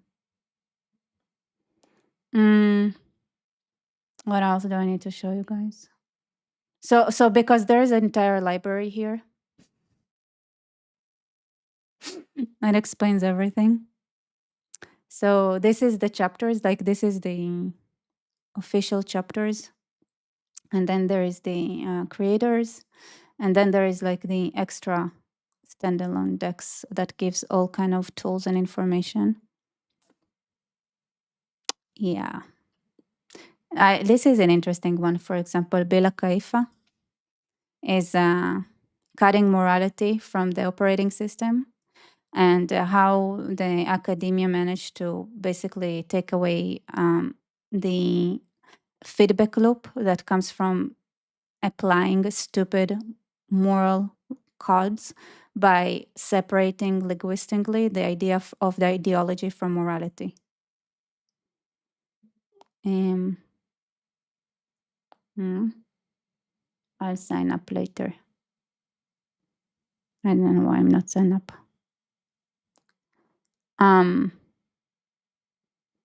Why am I? Wait, let me sign up real quick. I just don't know if it will show my passport and stuff. So,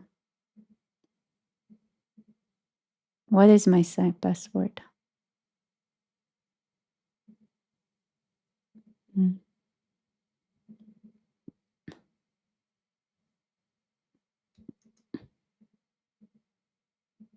What? Is it not gonna tell me what the passport is?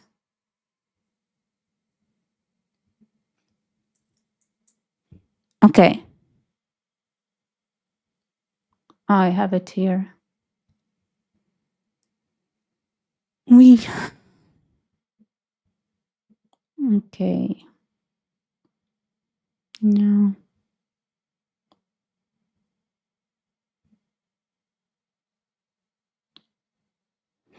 What did I use to build the website? Everything.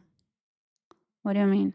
I used AI, and I used my coding abilities, and I used like it started with slides, and I mean it was I didn't know it's gonna be a site one day, but you know, as the slide deck grew, because people didn't understand what I want from them, the more I realized, I was like, okay, this is too much. It becomes like an entire library of information that people need to know in order to subvert the subverted. Um, what do you guys want to say? Let me know. Let me know, and also like support this endeavor. Come on. What is it? 1 out of 5. Super chat. I mean, it's better to send me coffee, to be honest, or PayPal or stuff. But and also don't forget to share the website, and also like feel free to write feedback on, as in, what would help you guys. Share it with someone else so that others would know. You want to see the crime scene? You knew I was a cop? I'm not a cop. I'm an intelligence person. It's different. I ran from cops. I know it sounds funny. Here, the crime scene. This is AI. Deleting history. I mean, I think I presented it before.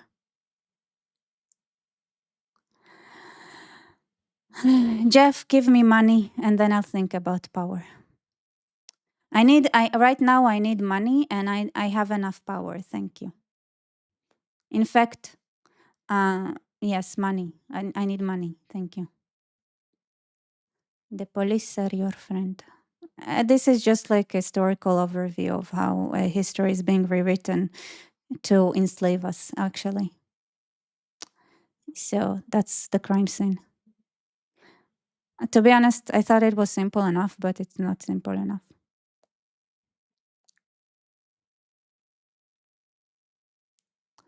Anything else?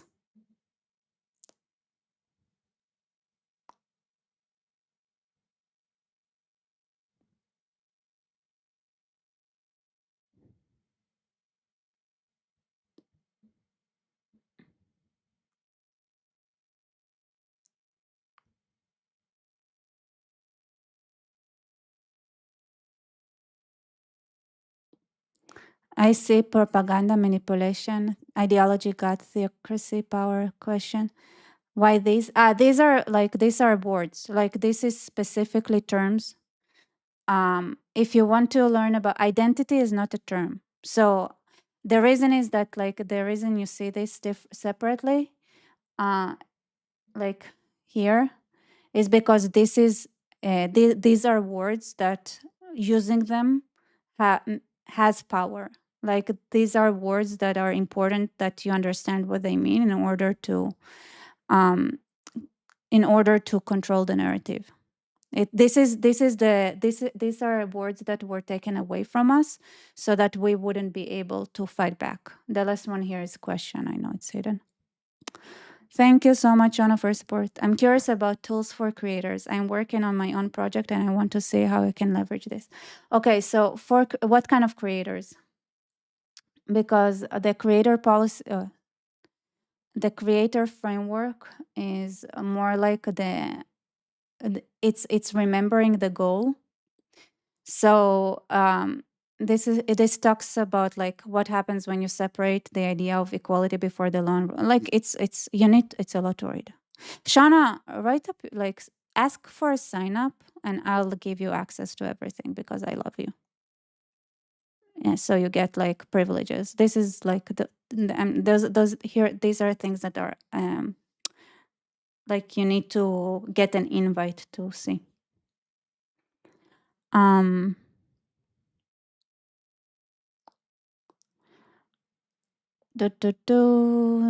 do I need to? What am I? What are we looking for? There's something here specific I wanted to show you, right? Why did I think it would be? Oh, wah, here. Oh, I know it. Yeah. Well, I need to. Not this. Not this.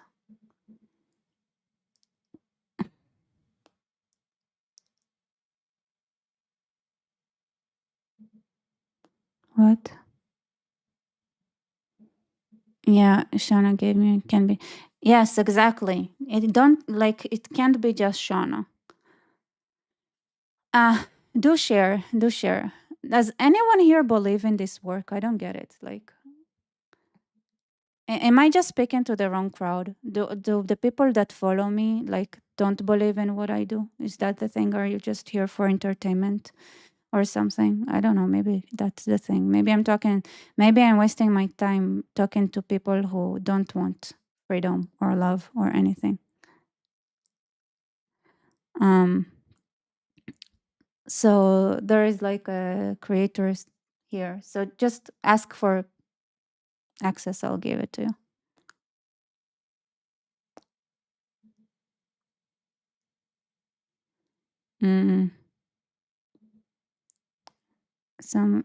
Go to journalist. Journalist is in the general. Basically, what else?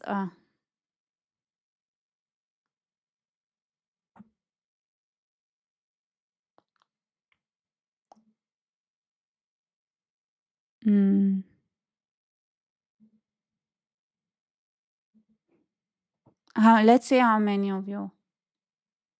So let me see. So basically, 3 people shared this site. Okay, that's something. Yeah, I have a Substack as well. It's not. It's there's things there. Yeah, it's okay.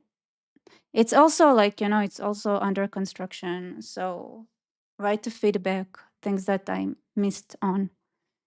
It's a lot of materials. So just building everything. And sometimes there are going to be like weird things because were messages and slides that I lost during the way, and then to not lose them, I put them in random places, and then I'm like, oh shit, it's not where it's supposed to be, and it doesn't look great. So it's a lot of time.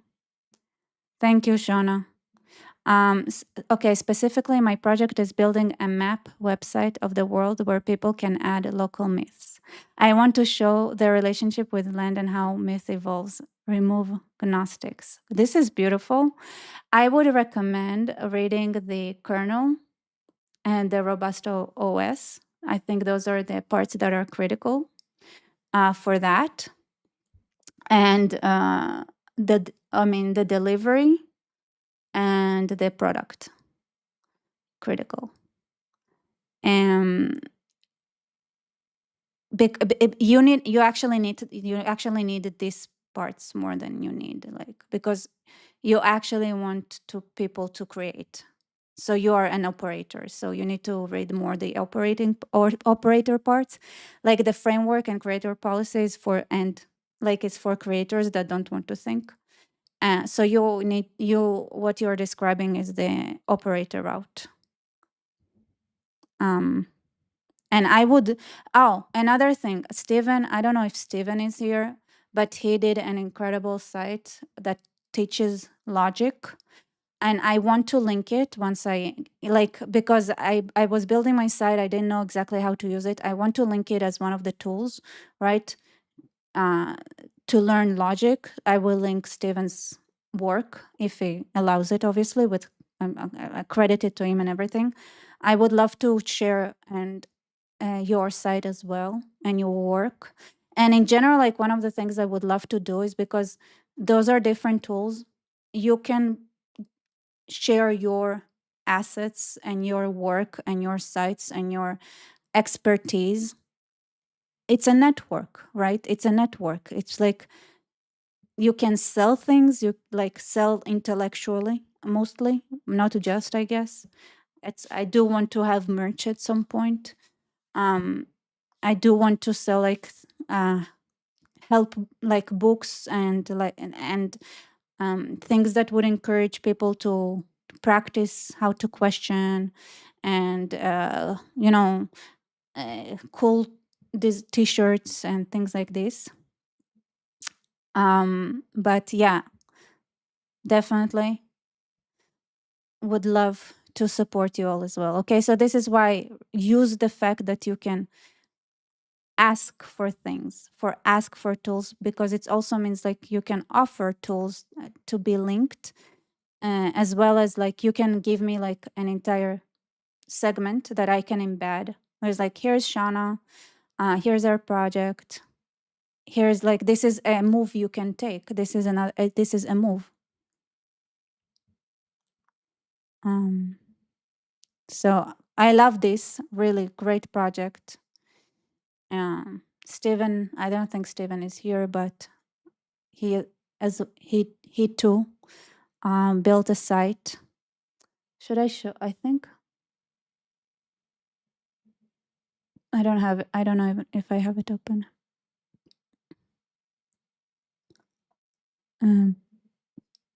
But here's the thing. The reason I need you to support me now is because this, you see the amount of work in order for it to be at the level I want it to be, in order for me to fix everything, in order to make sure that everything is understood, that everything is actionable, that I can build the network we need.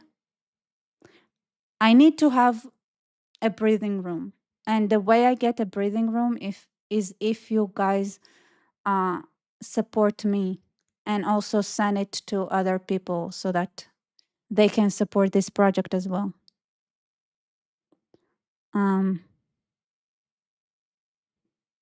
So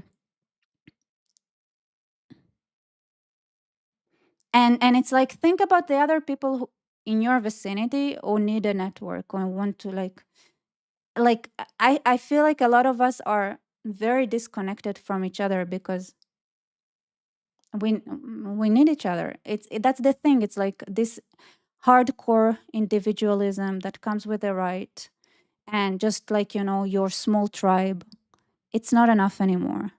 It's not enough. If there is a mob that is threatening Tommy Robinson, there should always be a mob that is stronger and more brutal to protect freedom. Because I'm not a pacifist, honestly. I believe in fighting. I believe that things that are worth fighting for, it's the moral thing to do is to fight for them. And when it comes to changing countries and things like that, like, don't worry, like, this is not gonna end here. Like, there are strong elements in society that are tired of the subversion, and they have funds, and I will get there, and I will get to them, because I have, like, but I first of all, like, just showing the fact that I have a support base, that I have people that are part of the network, would allow me to raise the funds. And then the more you guys join, the more I support local projects, the more we can build tools, the more we can like make the network work. And believe me, there are things that maybe are not for YouTube as well. um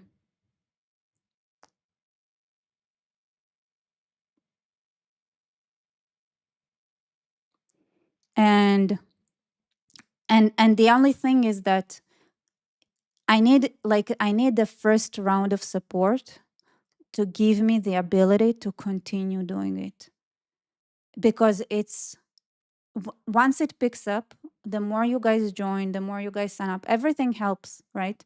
Every move you take, every action you take, the more like I can show, the faster I will get the funds, the faster I can start implementing the necessary linguistic changes in a creator mindset. Because what I wrote with the creators here is that the truth, Elira, I think here, the right now the algorithm pays to make people hopeless, and that's where we're at, right? Like, right now the creators create content that demoralize people, and unless they do it, unless they just go through the resentment, rage, demoralization, baiting, like, they there is no, they don't- like, they don't have the ability to do anything else, basically. And also a lot of times they don't even know how to do anything else. So this is where we're at.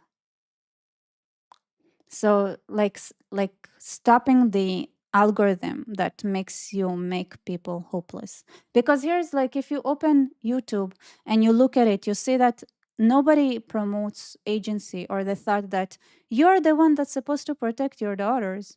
You're the ones who are supposed to step up in your neighborhood. You're the one that you're the ones that are free leaders in your community, in your vicinity, in your area.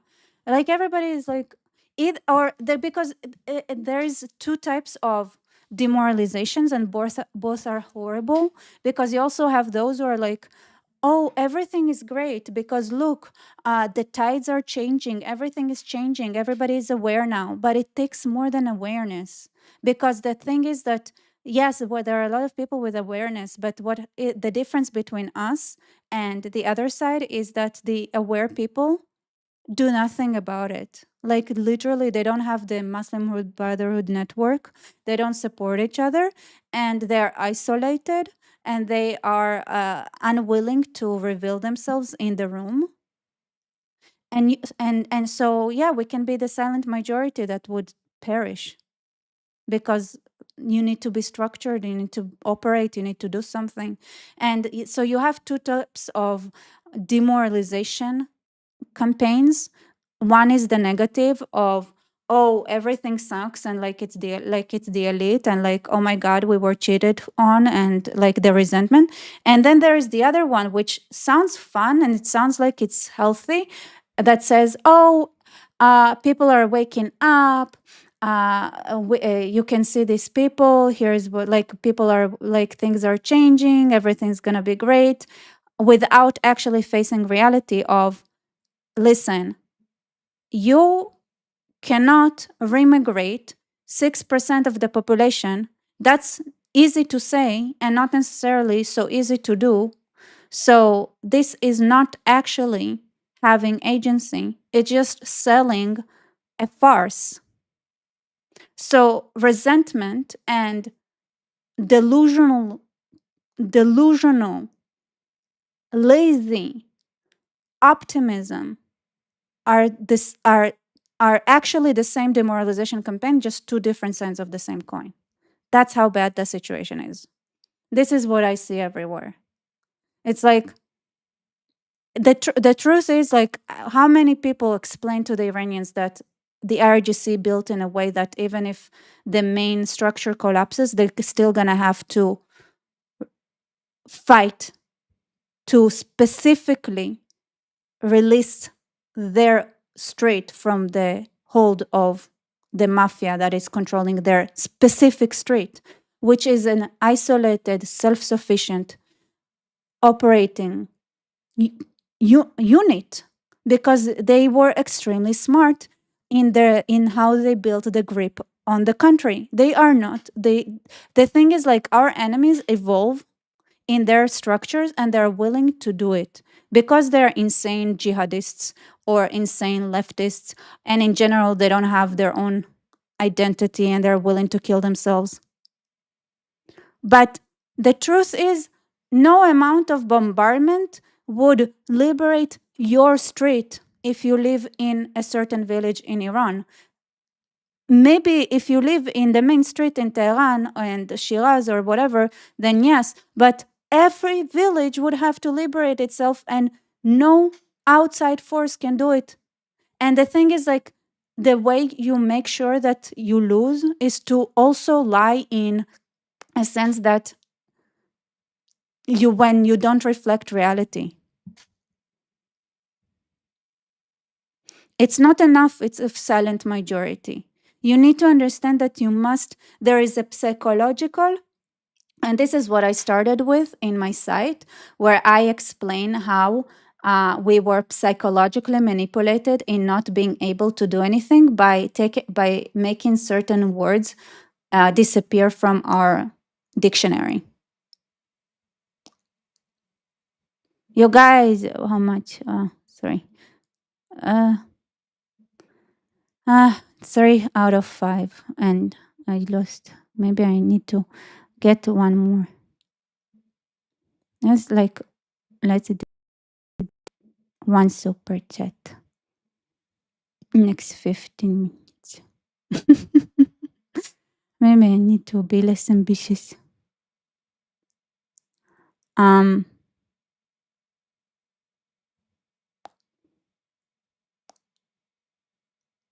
Let me show you guys what the first, because what I started with is actually layer 1 in the software. This is super important, okay? When we label manipulation and propaganda evil, we stop teaching ordinary people how our minds are shaped. Here is the thing, right? We have worldwide installed in us things that stop us from winning, even if we could. Like, just like this was taken away from us, we also lost the ability to understand that sometimes in our vicinity, to take over our street, what we need to do is rather simple, right? And I don't want to name when it comes to liberating your city, but it's not just manipulation and propaganda that was labeled evil. Think about one of the biggest Can I give you a hint? Because it's not written, it's a little bit more sensitive. One of the biggest subversions is to translate "do not murder" to "do not kill." Okay? That's a subversion. And By the way, Tosca 100% recommend watching.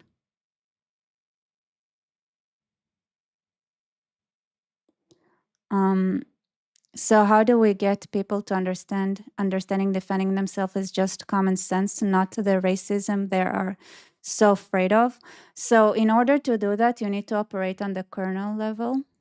And the kernel level is the identity. Oh, sorry, it's the cognition level.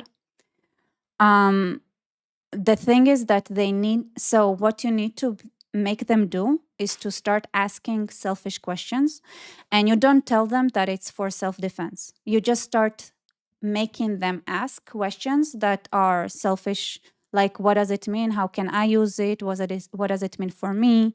If you teach them to ask the questions where they put themselves first, you're gonna get the side effect of people understanding that they need to defend themselves.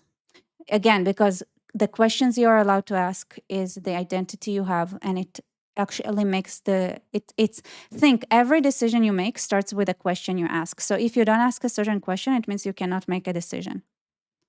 By the way, I have one super chat, and then as a goal here, and once we reach it, we can go to sleep and I be happy.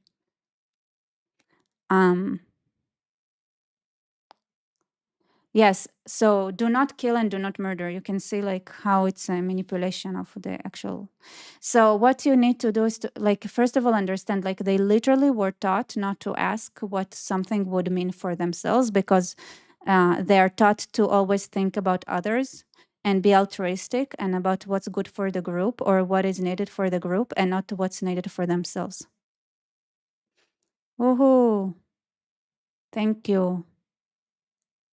Thank you for supporting me.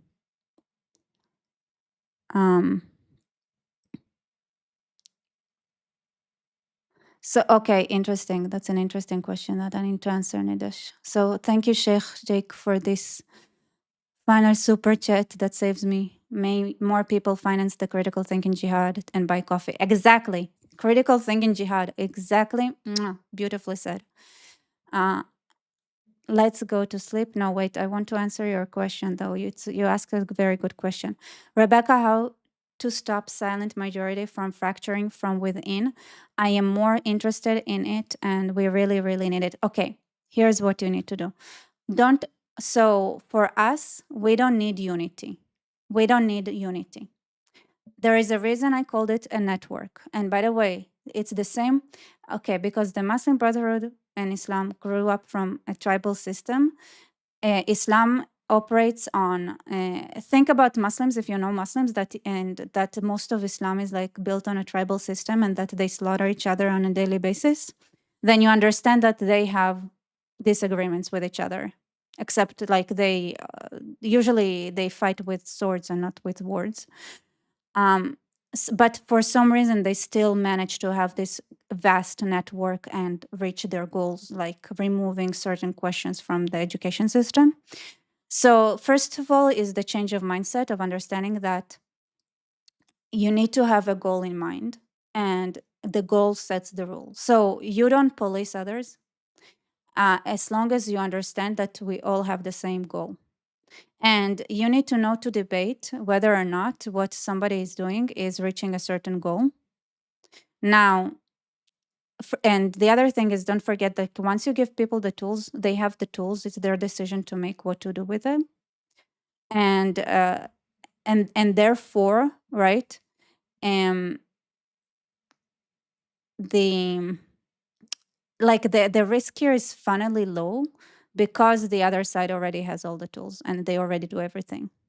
Right? There isn't anything here that they are not willing to do or do way worse. It's just that we don't have the tools to do the same thing, but to get the opposite result. Because what happens a lot of times is that people that want to get to, in order to fight it, they do exactly the same thing and then they get the same result that they actually wanted to fight against. For example, the easiest one is the like switching from anti-white racism. The language of anti-white racism is it shoots in like what is his name, Rupert Law, whatever, like these people like who go around like they shoot their own foot because they need the brown, like the Brits and whatever. You need the brown people to infiltrate. You need the brown people to spy. You need the brown people to do different things that you cannot. You need the brown people because they have access and have knowledge that you don't have. Yeah, like if we actually are being honest about it, and a lot of those who literally fight the best for Britain are not white British people.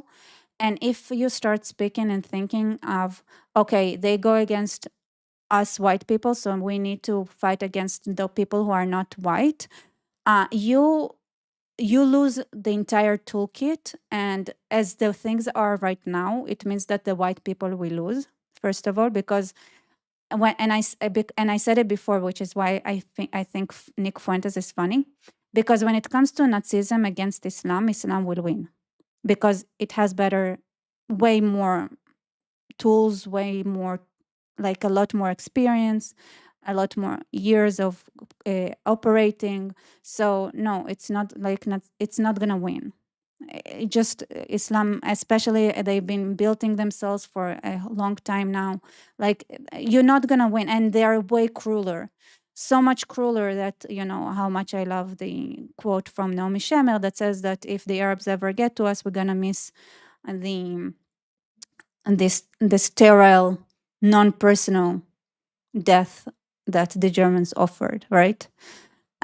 So that's the other thing. It's like you're not gonna win in their game, and you take away things that you can do, and you actually achieve the exact opposite results. And between people who are experienced in being assholes and new assholes, people would gravitate to the existing network. So you can't offer the same thing just in different colors. So a lot of the how do you make it not fracture is by letting go. Like, everything is open. You fight for a goal. You don't need to police how other people reach the same goal. Okay, you don't need to, like, but ideally, of course, like there is like this clear set of rules that says you need to understand what is the category in front of you. I think it's in the where is it? It's very important, actually. It's a win condition, maybe. Need to, it's some of, you guys can't see. Win condition. Where is it?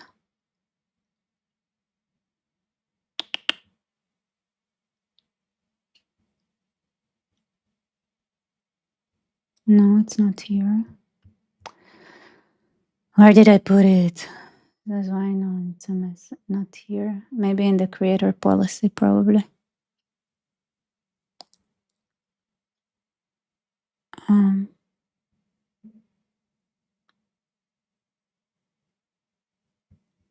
It's not important.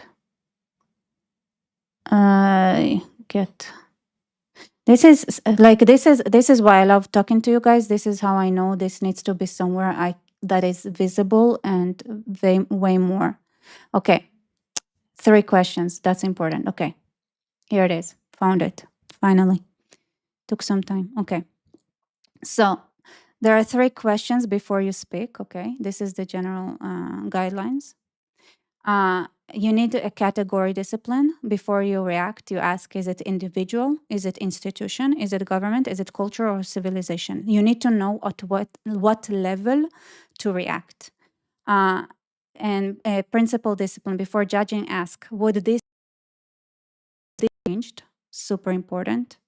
It's super important to understand like the scope. And then the agency discipline. Before accuse and ask, what did I do to make the demand outcome possible, right? So basically don't outsource courage and then complain about cowardice. In general, you need to answer what each level could do in order to reach a certain goal when you judge, okay? And the important thing to have is, of course, that we need all to apply this set of laws, which is I call the product. The product, yes. I don't know why I'm making myself look worse. Okay, this is the product. Yes. This is. I'm sorry. Yes, I'm not sorry. Sorry, not sorry. But I break it down to specific laws. So basically, it's the product is courts of justice, imago Dei, basically you're created in image of God, duty to intervene, and prophecy, which is truth telling. Okay, so this is the source kit. Human beings are created in the image of God. Do not murder, do not bear false witness, do not stand idly by blood. Justice pursue, choose life. It is not in the heaven. This is for you, Jeff. This means that you need to act and not expect God to do something. This is directly from the sources that you claim that you follow, which I know you don't. Protect widow, anyway, prophet rule, truth above power. Okay, so courts of justice. Basically, there is an entire understanding of how to apply. Okay, one law is not everyone gets to make law. So it's not tribal legal pluralism. It's one law above power, and two murder codes cannot coexist. You cannot have do not murder and murder infidels. This is not one law. Those cannot coexist. So this is why it's very important to have an ideological core that understands that based on the biblical model, right? And I explain everything here. It says do not murder. It's a law that bites everyone and not murder infidels. These two do not exist together. It's either or.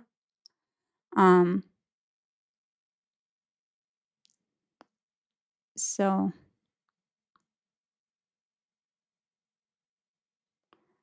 this is just a technical things to understand. Imago Dei, your life is worth it. Don't sacrifice yourself. That's another things to push, right? Another thing, one of the biggest misconceptions, woman and man are equal.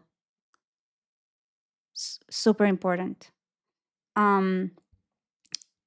So from this is from Old Wisdom. This is a way to translate Old Wisdom, and this is for those who went through the explanation of this. There are 4 types of civilizations, and basically I'm showing here how this song answers each type of thinking.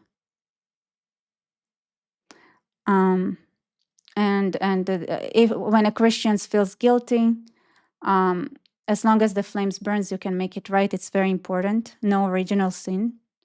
Infinite capacity for change. This is very important because this goes against the. So what a lot of Christians had adopted is the Greek idea of fate and the belief that people cannot change. And tshuva is part of the most fundamental parts of the Torah. And it's also one of the most fundamental parts of what Jesus taught. And this is very critical to know how to answer that. When Muslim implies life is death, show empathy and listen. Unfortunately, like sometimes we just show empathy and listen. This is what you do. When a cynic says life is meaningless, agree. Everything is a vanishing mist. What profit does man have for all his labor, which he labors beneath the sun? And I, 100%, this is me every single day when I do this work, okay? Doesn't matter, choose life. Got it? Duty to intervene. This is our third element. Helping others. This is a Good Samaritan, duty of rescue, a little bit of and prophecy, right? And that's the other thing. Freedom requires public role above power. Truth stands even spoken by a bird. This is doesn't matter who says it. We judge argument for their argument and not by where it comes from. And it's critical because a lot of times the solution comes from our enemies and not from ourselves. We need to listen to everybody. Because there is truth in even like the Balak came to curse Israel and ended up blessing Israel. And it's important to understand that you need to hear the argument first and foremost. This is our principles, okay? This is a little bit understanding the prophet, if you guys want. So basically, the basic product is, of course, why is there no lock? Interesting.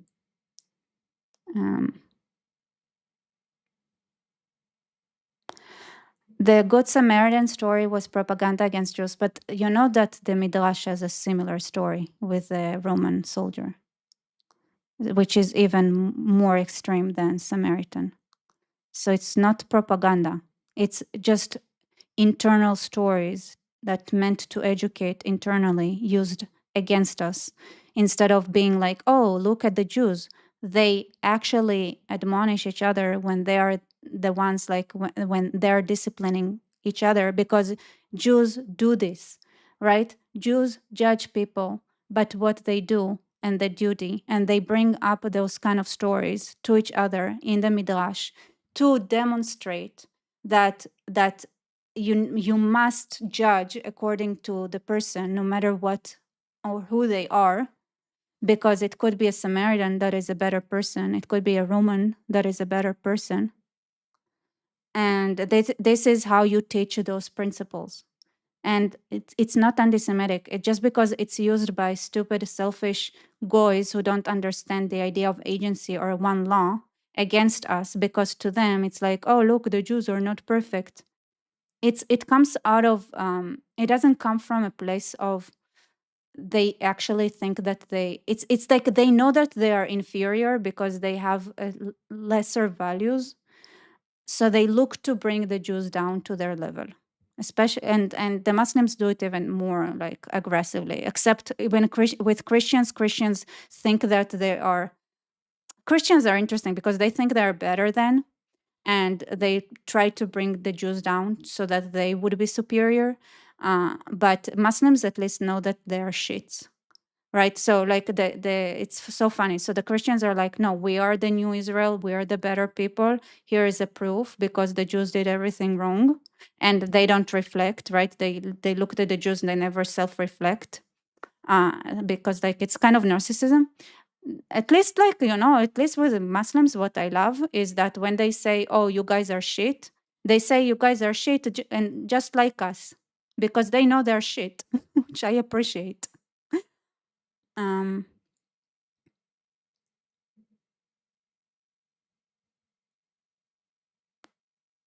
am Christians and I don't think we are superior. Here's the thing, okay? We had this very important part here recently, just I showed, right? Framework, creator.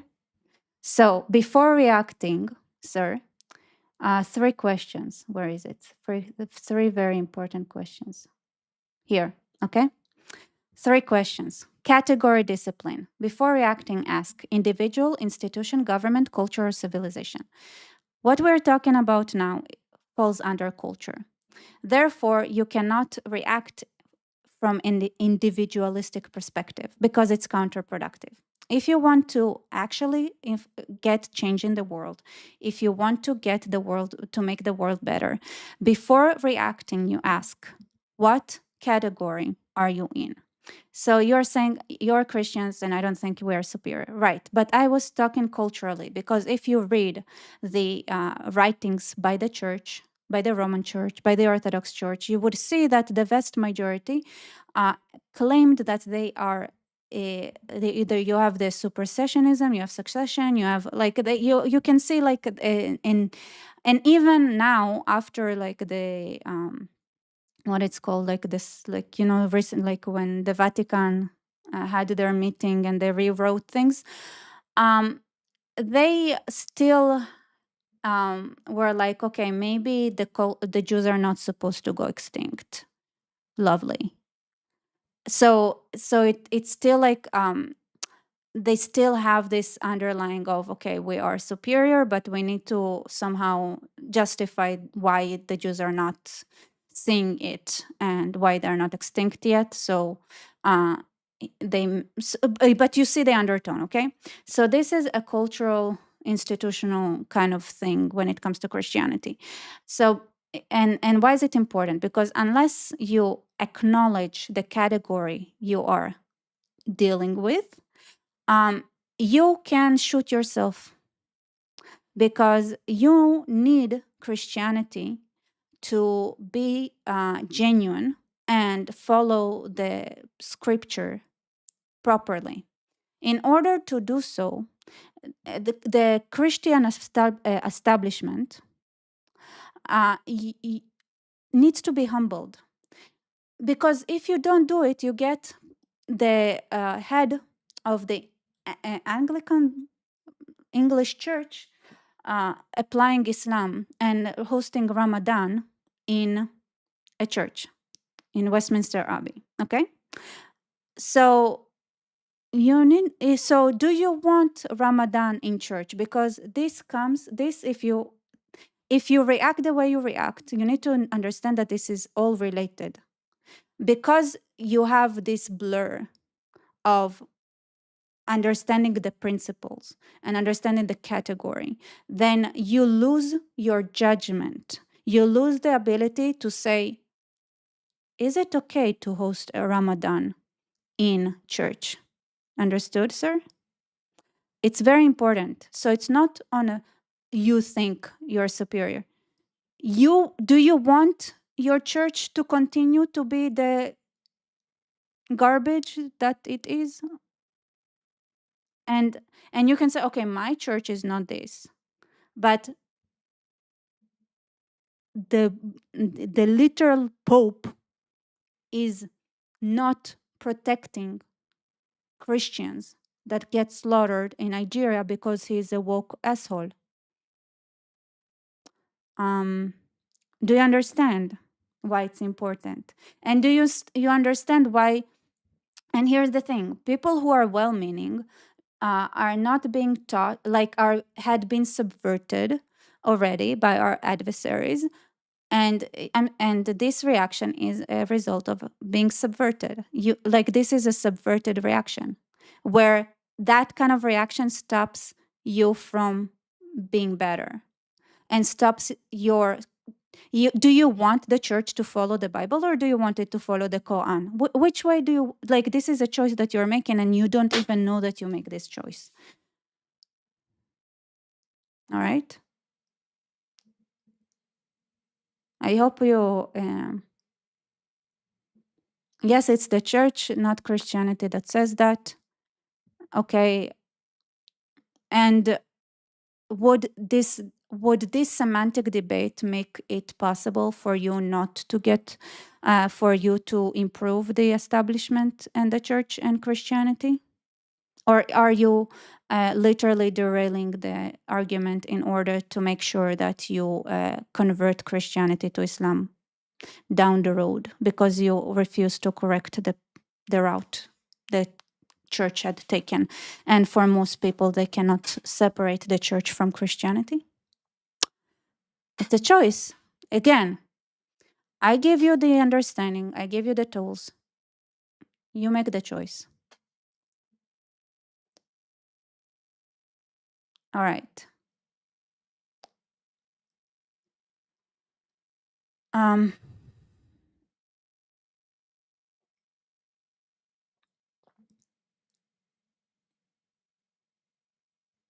No, it's not Christianity, it's Catholics.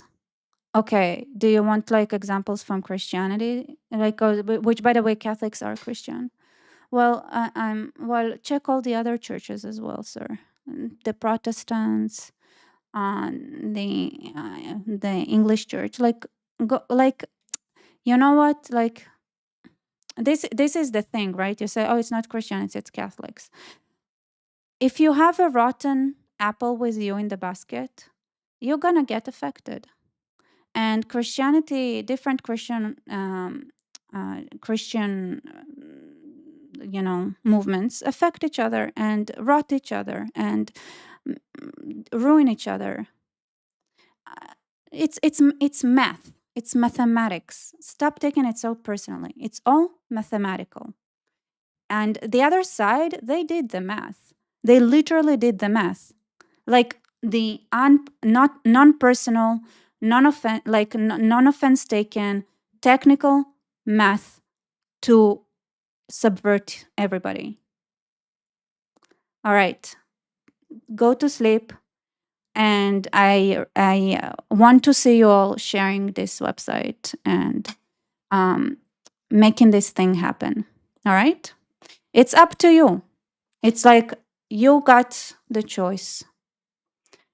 It's that whether there are enough people here to start the core of a network.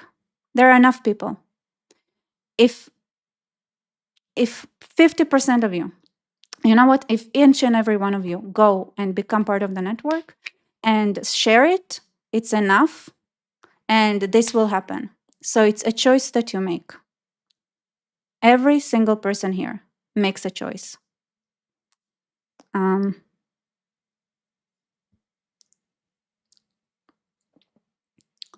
Somebody, yeah, but why listen to someone that's the product of a country with a third-rate education system?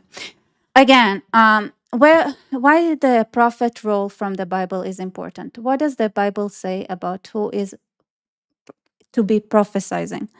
The Bible literally says that anyone can prophesize. So focus on the argument and not who delivers it. I could be a literal a bird, a caterpillar. It doesn't matter. What matters is the argument. Thank you.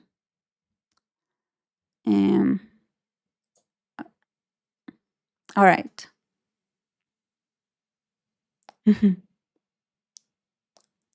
All right. Good night, everybody.